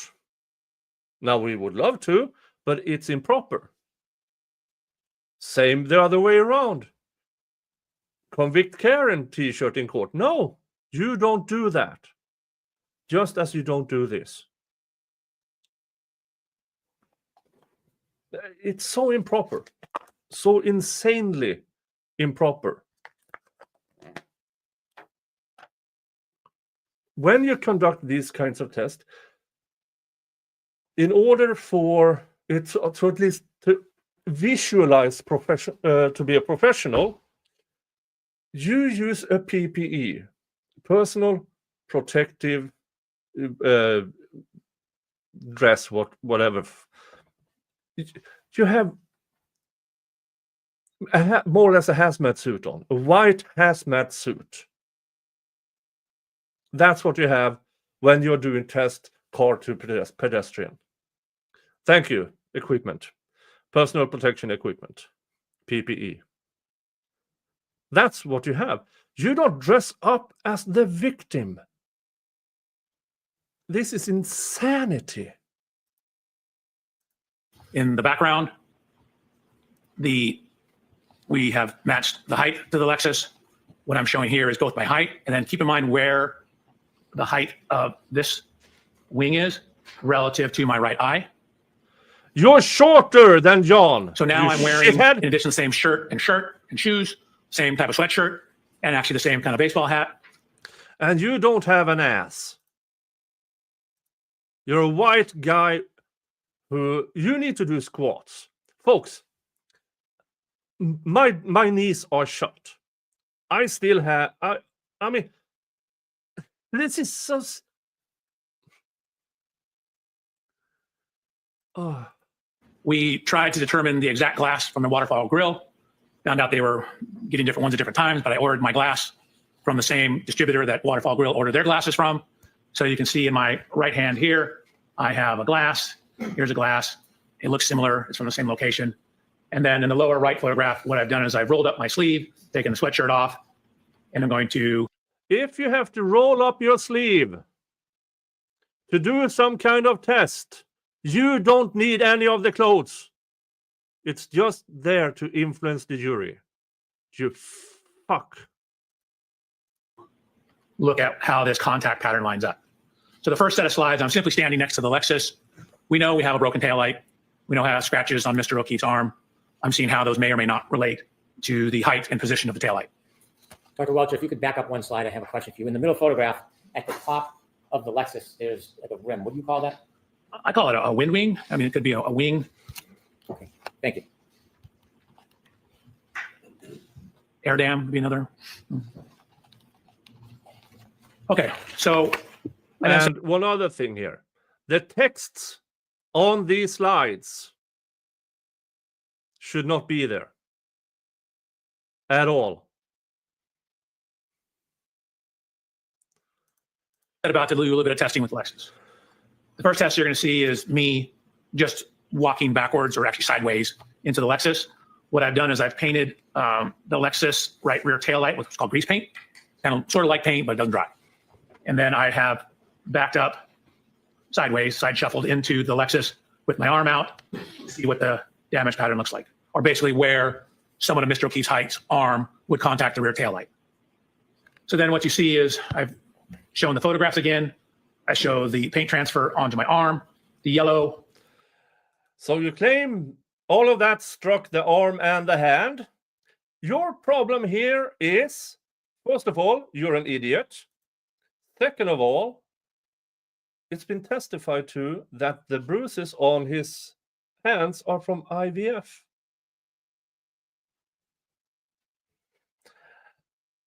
And if a car hits your hand holding a glass in 24 miles an hour, and we know it shattered, where's the cuts on the inside of your, where's the cuts on his palm?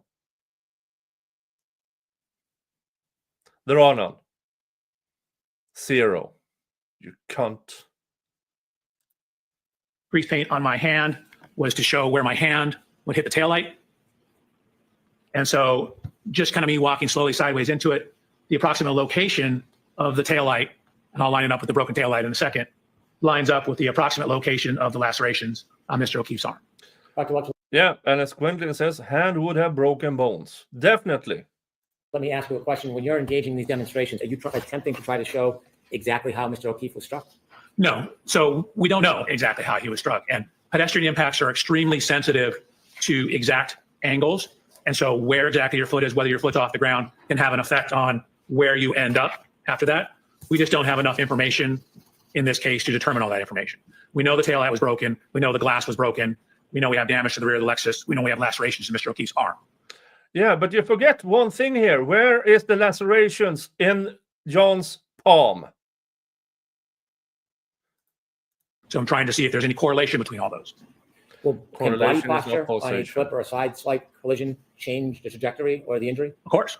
Can the way somebody moves or reacts before impact change it? Yes, Your Honor. Sustain. What are other things that can change the trajectory of the person and the injuries? So for example, if you get hit and knocked off balance or clipped and knocked off balance, you can take additional steps. That'll affect how far your body travels. If you have one foot on the ground versus the other foot on the ground, affects how the body rotates. If your arm is at 90 degrees or 85 degrees, will affect the kinematics. We attempted to model different possibilities, and we're getting results that were all over the map. Small changes in the pedestrian position give you huge change in the output. And so from the tech stream data, we don't know exactly when. Yes, Ghost. We don't know how he was struck, said Welcher. Spoiler. Does he, at the end of the day, to a reasonable degree of engineering certainty, did he say how he was hit? Yes, he did. Asshat. The tech stream data, he was hit. So we don't even know the exact impact speed. In most pedestrian reconstructions, you typically have a point where the impact. So if you don't even know the speed, how did the taillight crack? How, with what force, Mr. Crash Reconstructionist? With what force? What force is necessary to crack that taillight? you do this as as an objective fact. We know the taillight was shattered. Okay, how did it shatter? You're jumping from nothing to fact without explaining how did the taillight shatter. You never do that. He never. He might go into it tomorrow morning. I don't think so. But he never says how the taillight was supposed to explode outwards with that type of hit, with that type of collision. Occurred, like where the person was, like in the crosswalk, for example, and they get hit and their tire leaves a rubber scrub. That's called the area of impact or point of impact. You then can look at how far they were thrown and using some laws of physics, calculate how fast the car had to be going. Well, we don't have that in this case. We don't know exactly where Mr. O'Keefe was on the roadway when this happened. Sorry, I'm about to go to the next slide. Without having an exact point of impact or an exact speed or an exact body position, are you able to specifically replicate the actual collision in the way Mr. O'Keefe's body would move? Exactly replicate? No. And again, in terms of how he would move, again, we don't know where exactly on the roadway he started. So in terms of how he moved, that's a function of where he started. We don't know if when he was clipped, he took an additional step before falling backwards. So that will change how far you are off the road.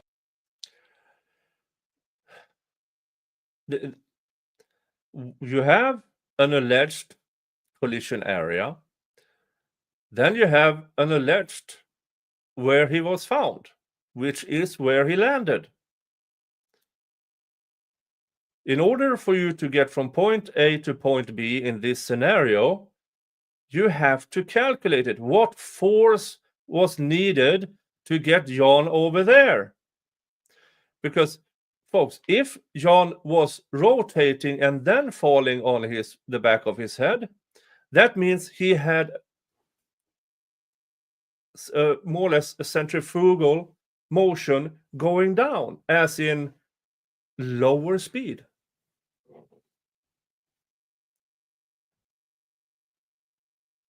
If he went down rolling, how did he hit his head that hard? Roadway. So the impact, which you'll see in a second, even at 2 miles an hour, will induce rotation of the body. So depending on the speed, the higher the speed, the more rotation. So if I may. Eretz? Yeah, So it's slide actually 111, going this is simply to. showing where I walk sideways, this how is- this lines up, This the is so location of the lacerations on insanely Mr. O'Keefe's stupid. arm. Here's the post-contact scuffing on the taillight. Here's a picture of Miss Reed's vehicle on the right-hand side. So now I said, okay, that was me walking into the car. Let's have the car drive into me. I did this at very low speeds. And you'll see, and we'll show this from 2 different angles. That's me showing I'm doing test 2. He knows the car is coming. This is confirmation bias. Textbook confirmation bias. He is trying to achieve a result. He doesn't calculate what force needed to break the taillight. He doesn't calculate the force needed. If you have a glass in your hand and something is going at it, at what point does the glass shatter without leaving lacerations in the palm of his hand? He also leans into it. Nothing in this, from him playing dress up as John O'Keefe, the way he could, none of this has anything to do with science. Nothing. It is pure show. This is from a camera that we have pointing down at it. This is the speed. You'll see it's only about a 2 mile an hour impact. But even a 2 mile an hour impact redirects me back and causes me to rotate and take a step.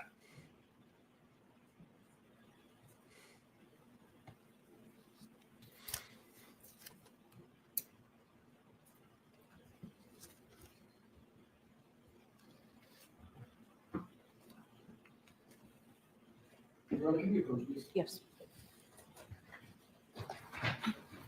This is so insanely stupid.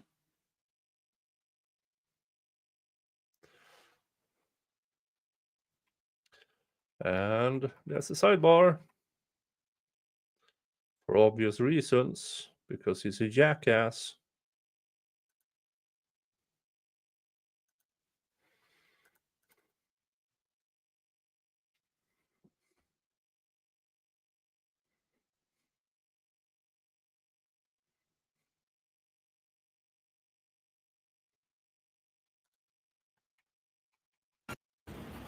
And what slide is this? I think I just.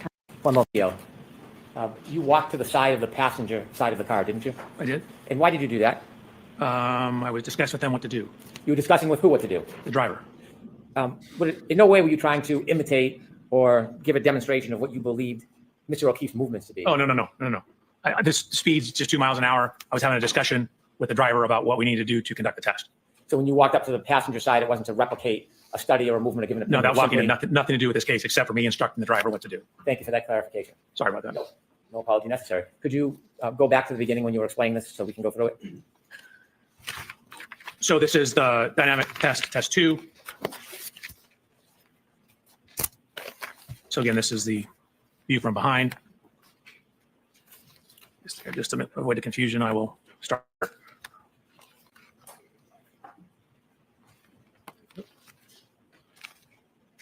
What speed is the car traveling? You can see it.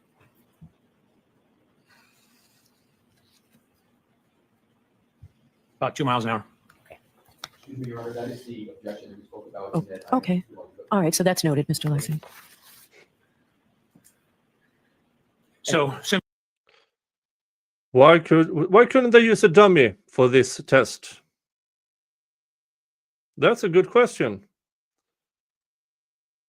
Now, one thing I would like to know is, after this, Mr. Welcher, did you have a bruise on your arm? Did you? I bet you did. Even when you leaned in at 2 miles an hour, I bet your arm got bruised. Yeah, everything about this test, nothing here is scientific. They could have used all of this with the crash test dummy. But no, he wanted, I would assume it is because he wanted $500 to $600 an hour doing this. similar to the other test, this is the post-contact image of the transfers onto my arm. Actually, this yellow paint you can see from my hand is here. This is from the arm and forearm. Here's the paint transfer pattern. And that slide number, I'm Dr. sorry, Welcher? I'm terrible with that. That's Slide okay. 116 now. It was 115. Thank you. Slide 116. What I've done is I've taken these yellow lines to show the extension of the components on the rear of the exemplar Lexus.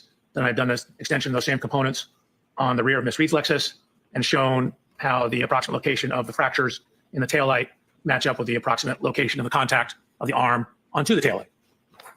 Dr. Welcher, do you have any indication of how Mr. O'Keefe's arm was bent, what angle it was bent at? Not exactly, but for these to be taillight shard fragments, they would need to be in the area of the taillight, but it could be further up. We know from the police photographs that there was a damage to the rear body panel in the area I'm searching here. So it's possible his arm was a little higher up and the glass hit the rear of the Lexus and caused that damage. In the bottom right, Excuse me, Your objection. I will strike that last part about the glass. Thank you. the purpose of the circle is for what, Dr. Welcher? To show, in this case, primarily location of the lacerations up on the arm, the upper part of the arm, and that they match up with the location. Yeah, the circles are equally large, but as you see, this circle is the entirety of John's upper arm, while this is just the lower part of the upper. This is so insanely stupid and unscientific. So whatever they gained, yeah, they still gained it in the last experiment with the cars bumping together. But this is plain stupid. There's nothing, absolutely nothing of scientific value in these tests. Absolutely nothing. Of at least the one remaining shard in the rear taillight of Mr. Keith's Lexus. Looking at the picture of the Lexus bottom right middle, And did you notice how he rolled? If he rolled that way, how did all the shards end up 7-10 feet up into the lawn? If he rolled out of the way. There's no fucking way that taillight explodes like that. No way. are there any marks on the Lexus itself that you took note of? Yes, it's on the next slide. Thank you. It's 2 slides. So there, again, this is the evidence marker. There was a horizontal scuff. We know Mr. O'Keefe had blue jean type pants on. There's a scuff in the area that would approximately correspond to hip level for Mr. O'Keefe. But you didn't hit your hip, did you, Mr. Welcher? You didn't hit your hip in that. Now, faster car? Yeah, sure. Here's another thing, folks. If the force was enough to scrape off paint from the Lexus, as you claim here, where is that paint on Jan's jeans? Where is it? Nowhere? Oh no, there's nothing of the sort to prove what you here speculate about. Now, an expert can speculate, but it has to have some inkling. It has to have its basis in actual evidence. There's no evidence of transfer of paint between the Lexus and Jan's jeans. And if that hit was enough to scrape off paint on Jan, why isn't his hip bruised? You twat. Next slide, please. Yes, ma'am. 118. Thank you. Did you describe what you saw on the bottom right-hand corner photo as well? I believe, yes, I did. That's the scuff that lines up with the approximate height of Mr. O'Keefe's right hip. So then I include previous image that you've seen, slide 119, with the reconstructed photograph of the rear taillight, showing where some of the fragments are. You can see where those fragments are relative to the curvature of the taillight. They'd be in the area somewhat centered within the region of the 2 yellow lines on slide 119. Is there anything about the photograph in the top right-hand corner that's important? If so, could you zoom in and show us? So again, it's showing that this is when it's, I believe, in the Sally Port at the police station, showing that scuff on the right rear body panel. Oh wait, it's about to Did you see get any similar more stuff in the stupid. middle back of the car? Sustained. Did you see anything notable as far as damage to the middle back of this Lexus? The middle, Yes, like back where the doors are, but with the middle of the back of the car, did you see any similar damage to the middle? of there the were left? scuff marks that ran along the bumper. Okay, continue, please. So this is just showing his jacket he was wearing, that the puncture marks coincide to the marks on his arm. This is from the autopsy report. A couple things it notes: a 0.5 centimeter abrasion on his right lateral knee. He's got a laceration. So, according to this bozo, a car that goes somewhere between 0 and 24 miles an hour backwards, explodes taillights, removes paint from the car, there's no injury to Jan's hip, and here he's about to say, oh, his knee might have been hit too, and that's why you have some bruising. At 24 miles an hour, his knee would be shattered like the taillight. His right eyelid, And that corresponds to the height of that rear rear. this absolute, I'm running out of adjective here. This infected mucus from a dead pig's ass tries to claim that the laceration on Jan's eye came from the wing of the Lexus. Folks, if the wing of the Lexus hit John's eye, he would have no eye. But no, it left a boxer's laceration on his eye. That's it. This is somebody. He claims to do this by the data. Nothing in this part of his testimony has anything to do with data. Why? Because he doesn't back it up with data. Where are the evidence of this actually happened? How? In this motion you describe, which you claim to have experience in and written reports on and papers, at what force does it take? What force does it take for this motion to happen and for the taillight to explode? Nothing. No data whatsoever. Wing on the back of the Lexus. Sustained. Thank you. How tall was Mr. O'Keefe? 73 inches tall, 6'1". And how high was that wing from the ground on the back of the Lexus?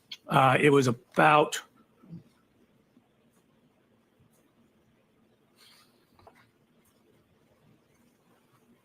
it's about 5 feet 11 inches, maybe 5 feet 10 and a half.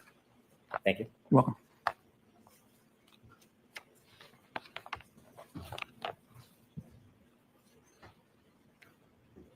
Did you notice anything about Mr. O'Keefe's right knee? I noticed there was a 0.5 centimeter abrasion on the right lateral knee. Did you note how high from his foot that bruise was on his knee? We don't know the exact length of 0.5 centimeter is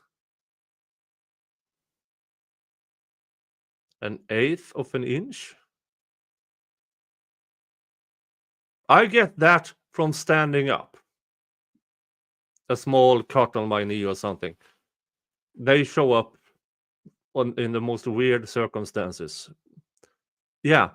And he claims that being run into by a 5,700 pound Lexus SUV only caused, clipped his knee, but only caused 1/8 of an inch of a laceration.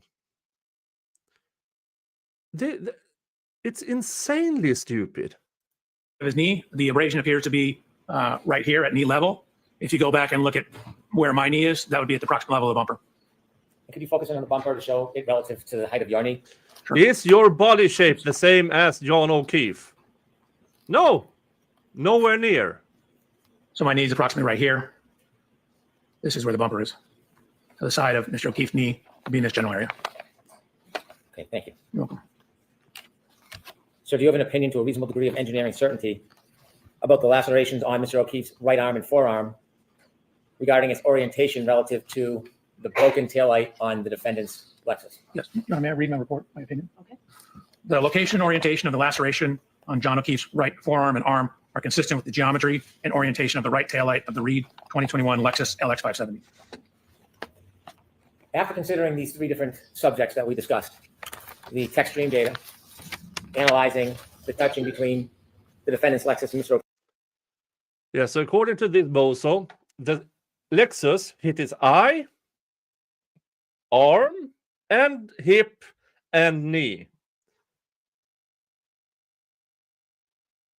Sir, did this crime scene speak to you too?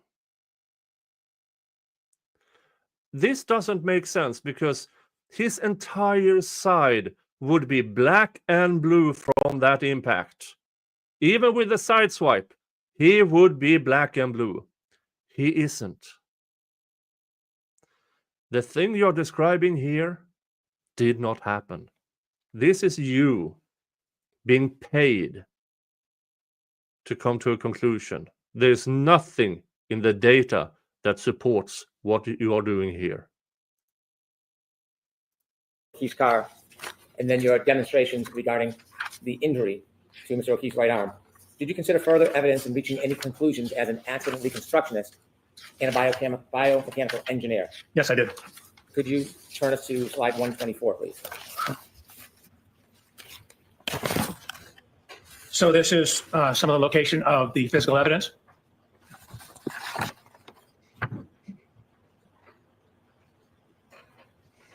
Red plastic, clear plastic. His point of rest was indicated to be 7 feet off the roadway. There was a sneaker that was found near the curb. There were various fragments of taillight found in the snow on the morning of the incident, as to the afternoon of the incident. Could you zoom in on those photos so that we can see the dates? Oh yeah, a reminder here. Nobody knows where those actually were. Isn't that strange? We have testimony that the first things that was found within roughly a square foot. And again, the text on this slide should have made its entire slide thrown out. It says evidence read Lexus hit John O'Keefe. That should be, it should never be on a slide. Never. Yes. Oh, sure. So January 29th at 5:46 p.m. This one's at 5:52. One's at 5:59. This one down here is at 5:46. So there were various fragments of the taillight that were ultimately pieced back together and determined to be from Miss Reed's right rear taillight. Additional evidence was found. This is taken on the afternoon of the accident, again, around 5:50 p.m. Could you zoom in, please, for us? Sure. So what you see here was later identified as Mr. O'Keefe's right shoe. And this slide number, Dr. Welcher? Yes, ma'am, 127. Could you show us the time and date, please? January 29th at 5:50 p.m. So a series of photographs. Again, you can see on the right-hand photograph that this is the roadway, this is the curb. The grass will be up towards the top of the right image on slide 127. The shoe was found, in the roadway, up against the edge of the curb. Baseball hat. Again, acquired a same baseball hat. Baseball hat was also found in the snow. You can see. I want you, before you move ahead, the baseball hat, could you give us a close-up view and also the date and time? So that's where it's buried in the snow. These were taken on February 3rd. I'm not sure what time it was.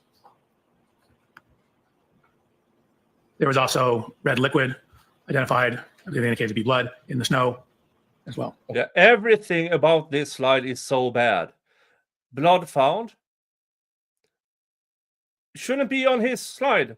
Evidence read Lexus hit John O'Keefe shouldn't be there.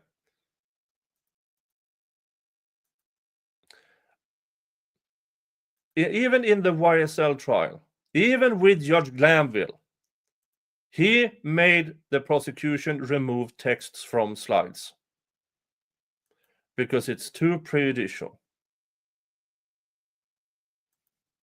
So I'm going to sustain that objection and strike the last part. I We understand. don't need to come to side part, right? Just describe the color of what you saw rather than what it was. There was red coloration in the snow. And could you give us that date if it's different than February 3rd? I thought that was February 3rd as well.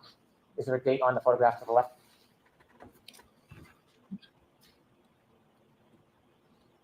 I don't see one. Okay. Do you know if those photos were taken by the Canton Police Department? Sustain. Do you know when exactly those photos were taken? I don't, except I haven't dated as February 3rd, but I think that may just be the baseball hat photos. Okay, can you continue? Then we have photos of a broken glass surrounded by red marks in the snow.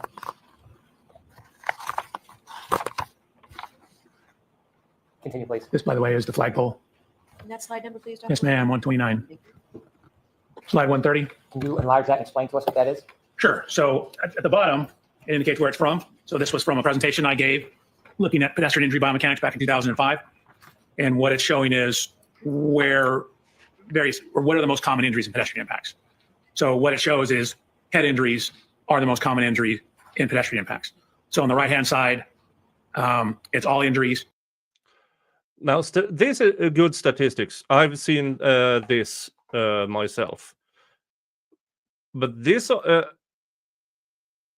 is not evidence. This is just statistics on what are the most common injuries with this type, with a side swipe or being clipped. It doesn't prove John was clipped. It's just a statistical tool to improve safety. Has nothing to do to prove this event actually happened. You can see of all the individual study, the highest prevalence or highest or most common injury was head injuries. In those that sustained severe life-threatening injuries, again, the highest was also head injuries. So head injuries are very commonly associated with pedestrian impacts. This is anatomical drawings just to help you understand the anatomy. The middle section here is from Mr. O'Keefe's autopsy report. The lower right diagram, the green line represents the fracture lines, predominantly here, at least in the base of the skull. So in the biomechanical and forensics just means the legal related scientific industry, there's something called hat brim line or hat line analysis. And what it is it's looking at where the hat line you can imagine is where the brim of a hat would be. And what it is, it's literature that's looking at where head injuries from falls commonly occur. I'll strike, I'm going to strike. Strike. Yes, yes. So that was slide 131. No, that was 132. I moved it because you said take it out.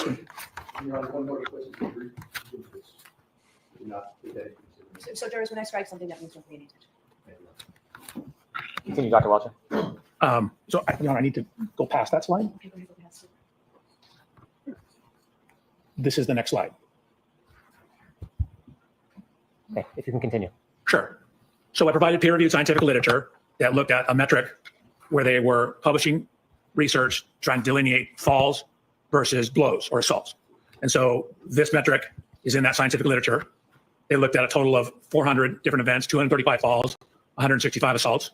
And so you can see where it says mandible. So mandible is your lower jaw. Can you enlarge that a little bit, please? Your Honor, pardon the interruption. I'm moving to strike. Yeah, let's take that slide down. I'm going to see you inside, please.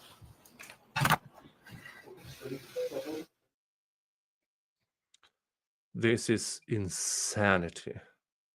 But they are having another sidebar. Going to do this in open court. Just talk to Mr. Leslie, Mr. Brennan is going to do this in open court. Just talk to Dr. Welcher for a minute. Okay. Yeah. Is there any objection? I have no objection. Are we on the transcript or not? Yes. Right. Yes. Okay.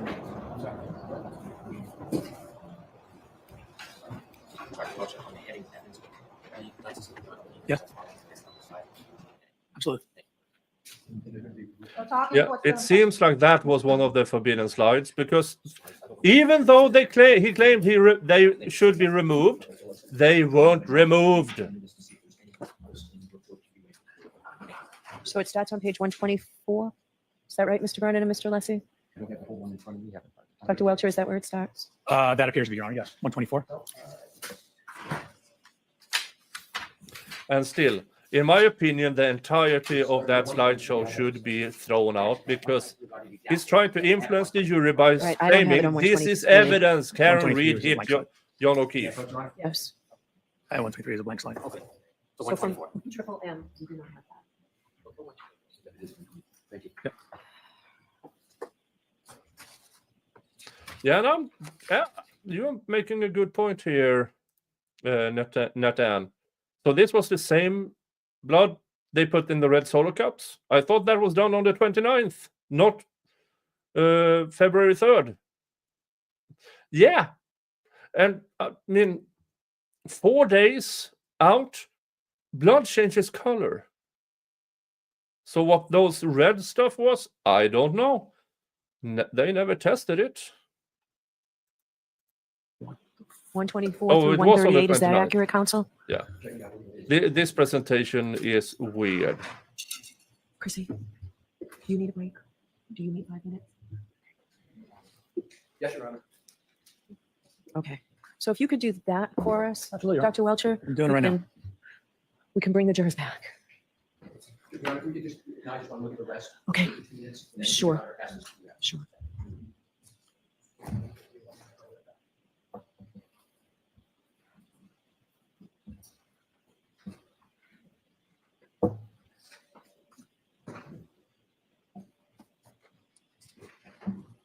Yeah, I confer with Mr. Brennan at one point. Thank you. Not on the record, Chris.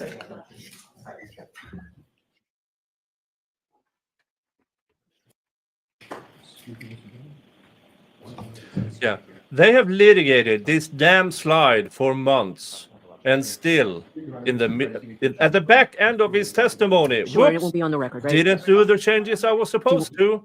Do we need it on the record? Piece of shit. Okay. Yes, sir. Please turn to slide 137.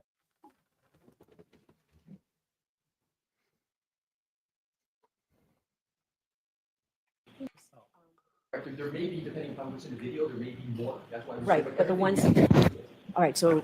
we So I can go back and show them. Yes. I don't want to offend the court. Okay. 132? 132, Your Honor. Okay, thank you.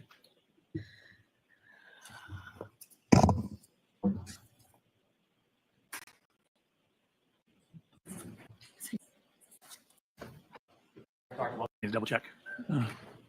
By the way, It appears that way to me, Mr. Lessie. From the battery died on this. Okay, thank you. Or in charge of Ms. Gilman. equally bad.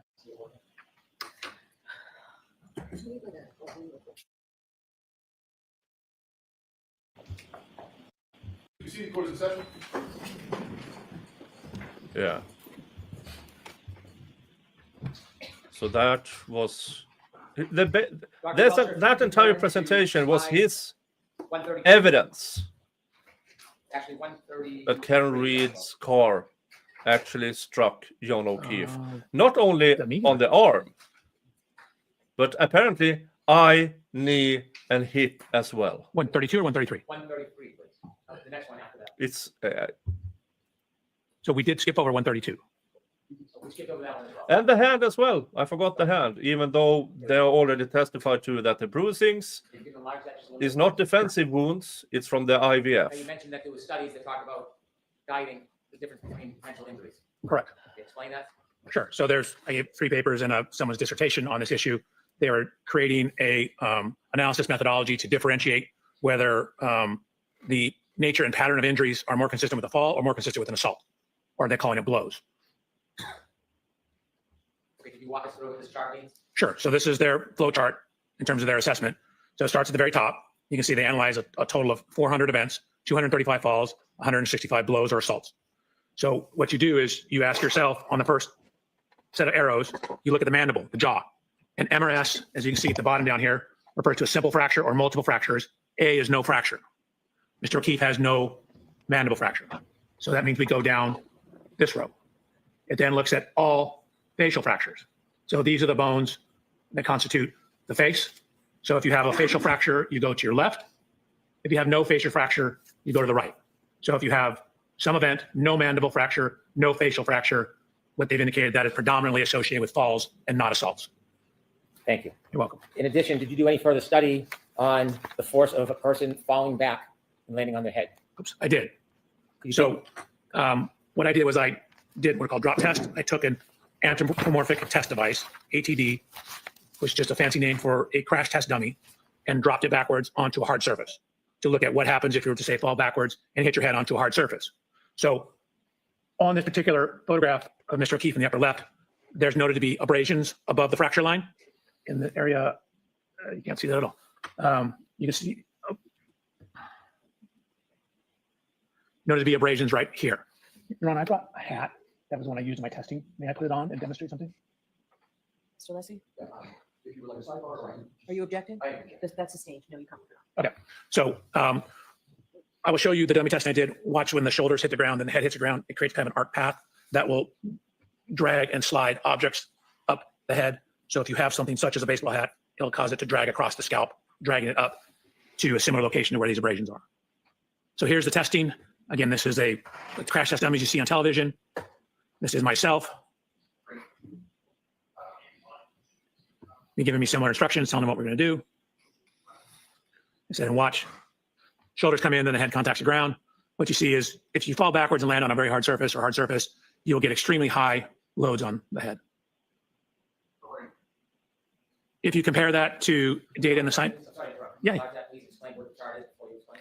oh, sure. This chart up here, Nope, the next page. Right. You can largely tell us what it is before you get into the details. absolutely. So this is actually kind of a famous study that was published, one of the first studies looking at head fracture or skull fracture tolerances. So what you see, the portion at the back of your skull is called the occiput bone. So that bone, if you put your hand on the back of your head, is your occiput. So we're looking at occiput impacts. And what you can see is that when they took cadaver skulls and dropped them from as low as 40 inches onto a hard surface, they were getting linear fractures.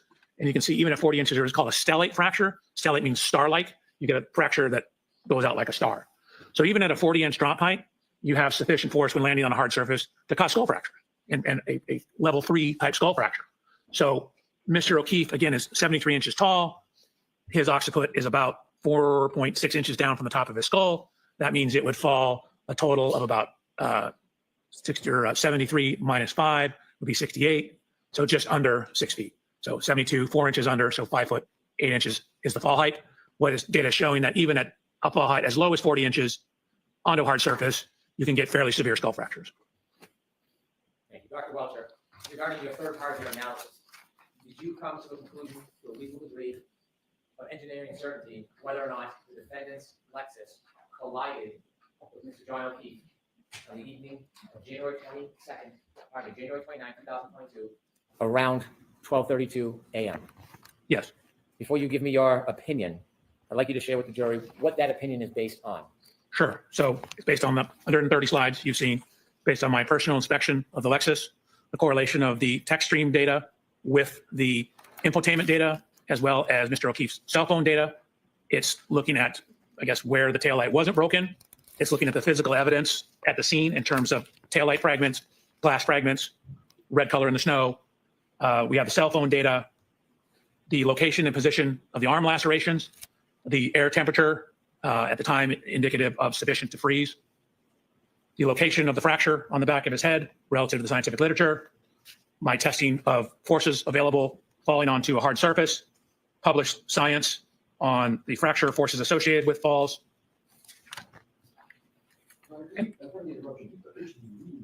I'm sorry, I'm reading from my report. I'm reading from my report. Can you answer without reading from the report? Probably it's more complete if I read my report. Your objection, Mr. Leslie? I do, on this question, Your Honor, reading from the report for this question. So I'm going to represent that. So, I'm not reading- don't read from the report. Okay. Okay, Dr. Welcher, let me ask you again. Based on your analysis, data available, reviews, study, based on the fact that you are an accident reconstructionist and a biomedical engineer, have you reached an opinion to a reasonable degree of engineering certainty whether the defendant's Lexus struck Mr. John O'Keefe on January 29, 2022, around 12:32 a.m.? Yes. And could you share the bases? Remember when he, during the showing of the testing, where he said, we don't know how this happened? But yet here he is saying, well, I can all of a sudden. Of your opinion before I ask you your ultimate opinion. Sure. So again, you've seen my slide presentation. I've inspected the Lexus. I've looked at where it wasn't damaged. I've inspected the taillight. I got an exemplar Lexus. I ran lower speed contacts to verify that the injury pattern and location on the arm is consistent with the height and orientation of the taillight. I have looked at fracture tolerance data for falling backwards onto hard surfaces. I've looked at the metrics of where his injuries were and what injuries he didn't sustain. I've looked at the cell phone data, and then I've looked at Ms. Reed's interviews as well. Based on all the evidence you considered, could you share with the jury what your opinion is to a reasonable degree of engineering certainty about whether the defendant's Lexus struck Mr. O'Keefe on January 29, 2022, around 12:32 a.m.? Objection, Your Honor. Oh, to- Yes, based on the totality of the evidence, DNA, everything I've talked about, that is consistent with that happening with a reasonable degree of scientific certainty. That is what happened. Objection, move this right, Your So Honor. I'm going to strike that. I'm going to see counsel's just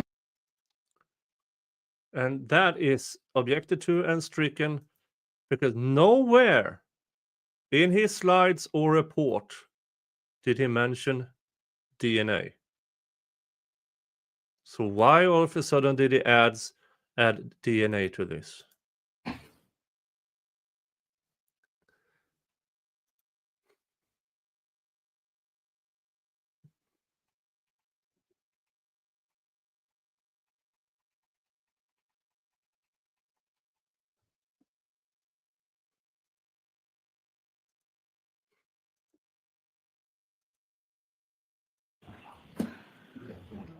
It's okay, man. I came in early this morning and set up. Welcome. I mean, we don't really. Yeah, and yeah, because this is so stupid. All right. Dr. Welcher, Dr. Welcher can step down. I know he has to come back and have his so just equipment. leave everything here. And then you'll come back in 5 Yeah, minutes. jury is All out. right. Yes, please. All right, so Mr. Alessi, I will hear you as to your objection.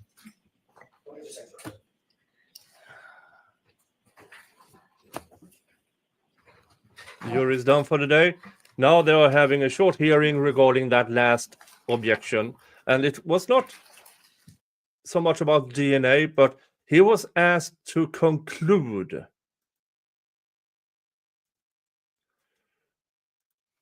And I mean, Alessi makes a good point, but I've heard this from experts before, in your opinion, to a certain degree of general objectivity, or whatever they choose to call it. And experts, or in most, if not all of the trials I've covered so far, can ask that question from an expert, because it's about reliability. The finders of fact are the jury. They also need to find the experts reliable or not. So the question can be asked from them. Right there's fine. But and it's fine, Alessi wrap does up a this all very, up by very 4 good because I've already point. heard you at sidebar. That means both of you I'll hear from within the next 5 minutes. Go ahead, Mr. Alessi. Thank you, Your Honor. The point number one is the question of whether, based on reasonable degree of scientific or certainty, he has an opinion whether a collision occurred. I'm going to give a dramatic and accurate example that happens in courts all the time with Twitter. So, by analogy, if the issue is whether or not a defendant has stabbed an individual and caused a certain event, that is the ultimate question for the jury. That question is never permissible in a trial. By analogy, this is the exact analogous situation. The question of whether there was a collision is the ultimate question for the jury. That is why we are having this trial. The defense strongly asserts there was no collision, and there is substantial evidence to that. We are going to cross-examine Dr. Welcher. We are going to put in our own strong case to demonstrate no collision occurred. That's no surprise. It was in our opening statement. This witness cannot, by precedent for years, opine on the ultimate question that is going to the jury.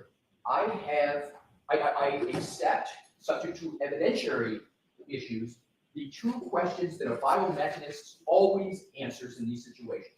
Is the damage to the vehicle consistent with a pedestrian hitting the vehicle? And are the injuries to the individual consistent with being hit by a motor vehicle? Those are the questions that are permissible, not the collision question. It is resoundingly improper in this trial, in any trial where that is the ultimate conclusion for the jury. Yes, an expert can offer opinions, but every expert is bounded by the extent of their opinion, and that opinion on whether there was a collision would invade the province of the jury and the whole purpose why we are here, Your Honor. Thank you. All right, Mr. Brennan. So what Mr. Lisi is arguing is that in their opening statement, they repeatedly invaded the province of the jury because they must have asserted vehemently over and over again there was no collision, over and over and over again. And he just told you that when his expert takes a stand, they'll have abundant evidence that there was no collision. This case is about the collision, but that is not the ultimate issue. The ultimate issue is manslaughter or mens rea for second-degree murder, not collision.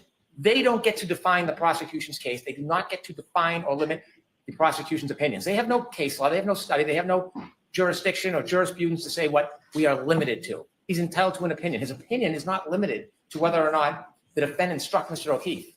That evidence is obvious. It's not whether or not there's damage to the car or Lexus. That evidence is obvious. He also is an enormous part of a biomedical engineer and an accident reconstructionist. He studied the tech stream data. They didn't, he did. And he's entitled to give an opinion. The tech stream data, based on fact and science and data, tells us when, if you put it together with other evidence, and where, when you contribute it with other evidence, this collision actually occurred. We don't have to play peekaboo and close our eyes to the reality of the fact that the evidence supports the conclusion to a reasonable degree of engineering certainty that the defendant struck Mr. O'Keefe with her Lexus in front of Fairview Road.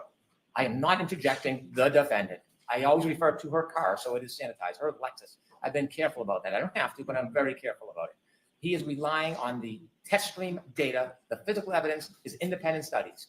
He is allowed to offer an opinion about whether the injuries are consistent with the damage to the car, whether the damage to the car is consistent with the injury to Mr. O'Keefe, and he's also allowed to answer, in his opinion, the issue of a collision, putting aside the fact that that was emphasized and repeated in the opening statement, and it's going to happen again when other people testify. It's not our fault that ARCA didn't testify or look into the tech stream data or they don't have an expert for it. It doesn't belittle or limit that evidence. We expect to ask Dr. Welcher, does he have an opinion to a reasonable degree of engineering certainty whether the defendant's Lexus collided with Mr. O'Keefe on January 29, 2022, around 12:32 a.m. That is one of the opinions we're going to ask him. Nothing to do with the ultimate opinion of guilt or innocence or whether it's manslaughter or there's mens rea for second-degree murder. And what was your second? You said that's one of the opinions you're going to ask him. What else are you I looking will at? also ask him about the consistent with, whether the injuries are consistent with. With what?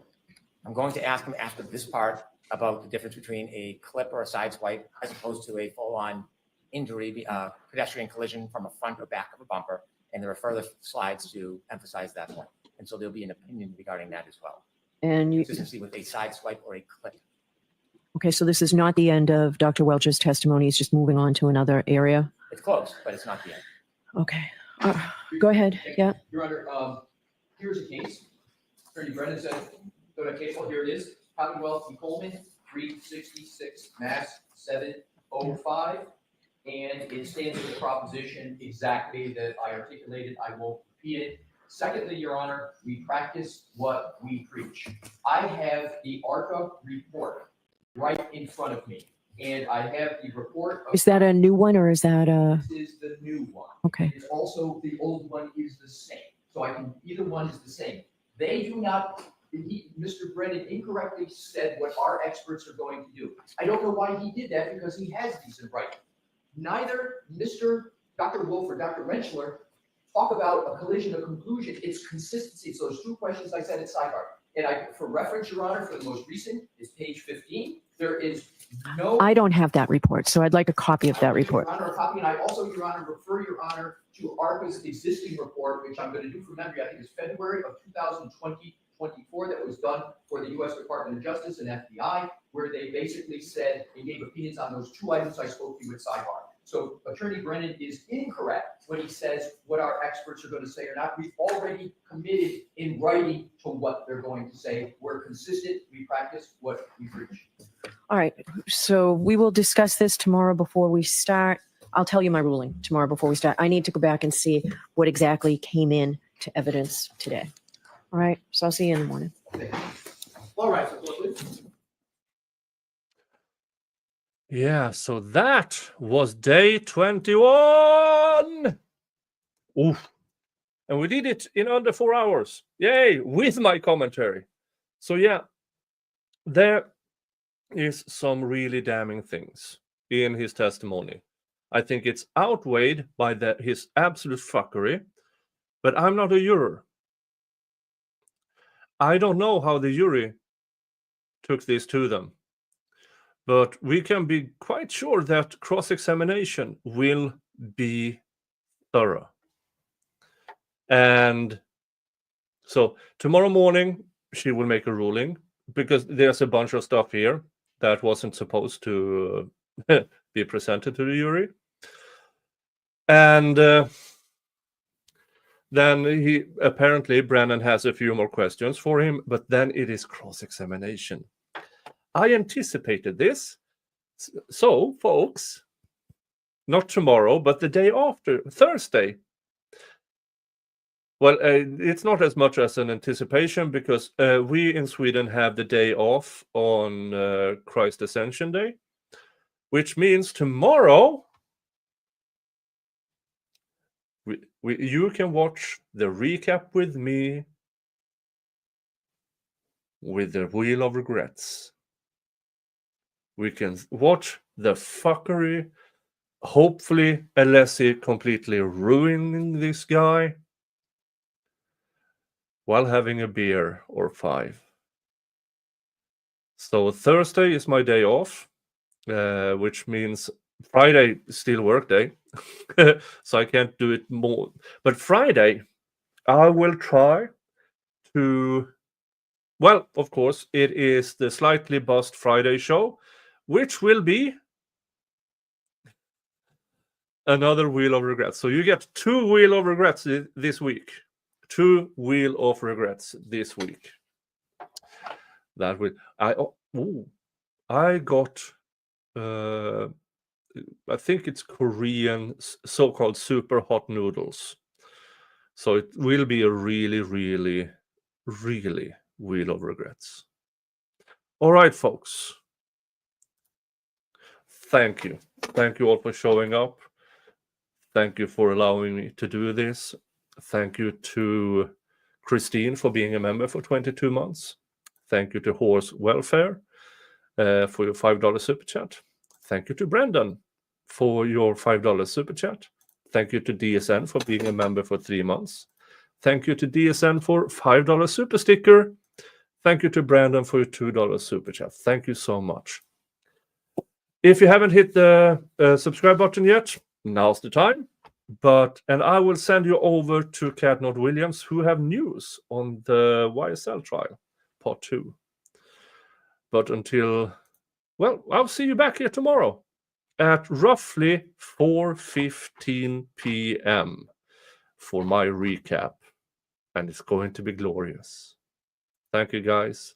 Have a good one, and I will see you all back here tomorrow. Oh, thank you to Brainsocks over at Rumble for your $2 Rumble rants. Thank you so much. See you tomorrow. Me and Mr. Jingles. See ya. Bye-bye.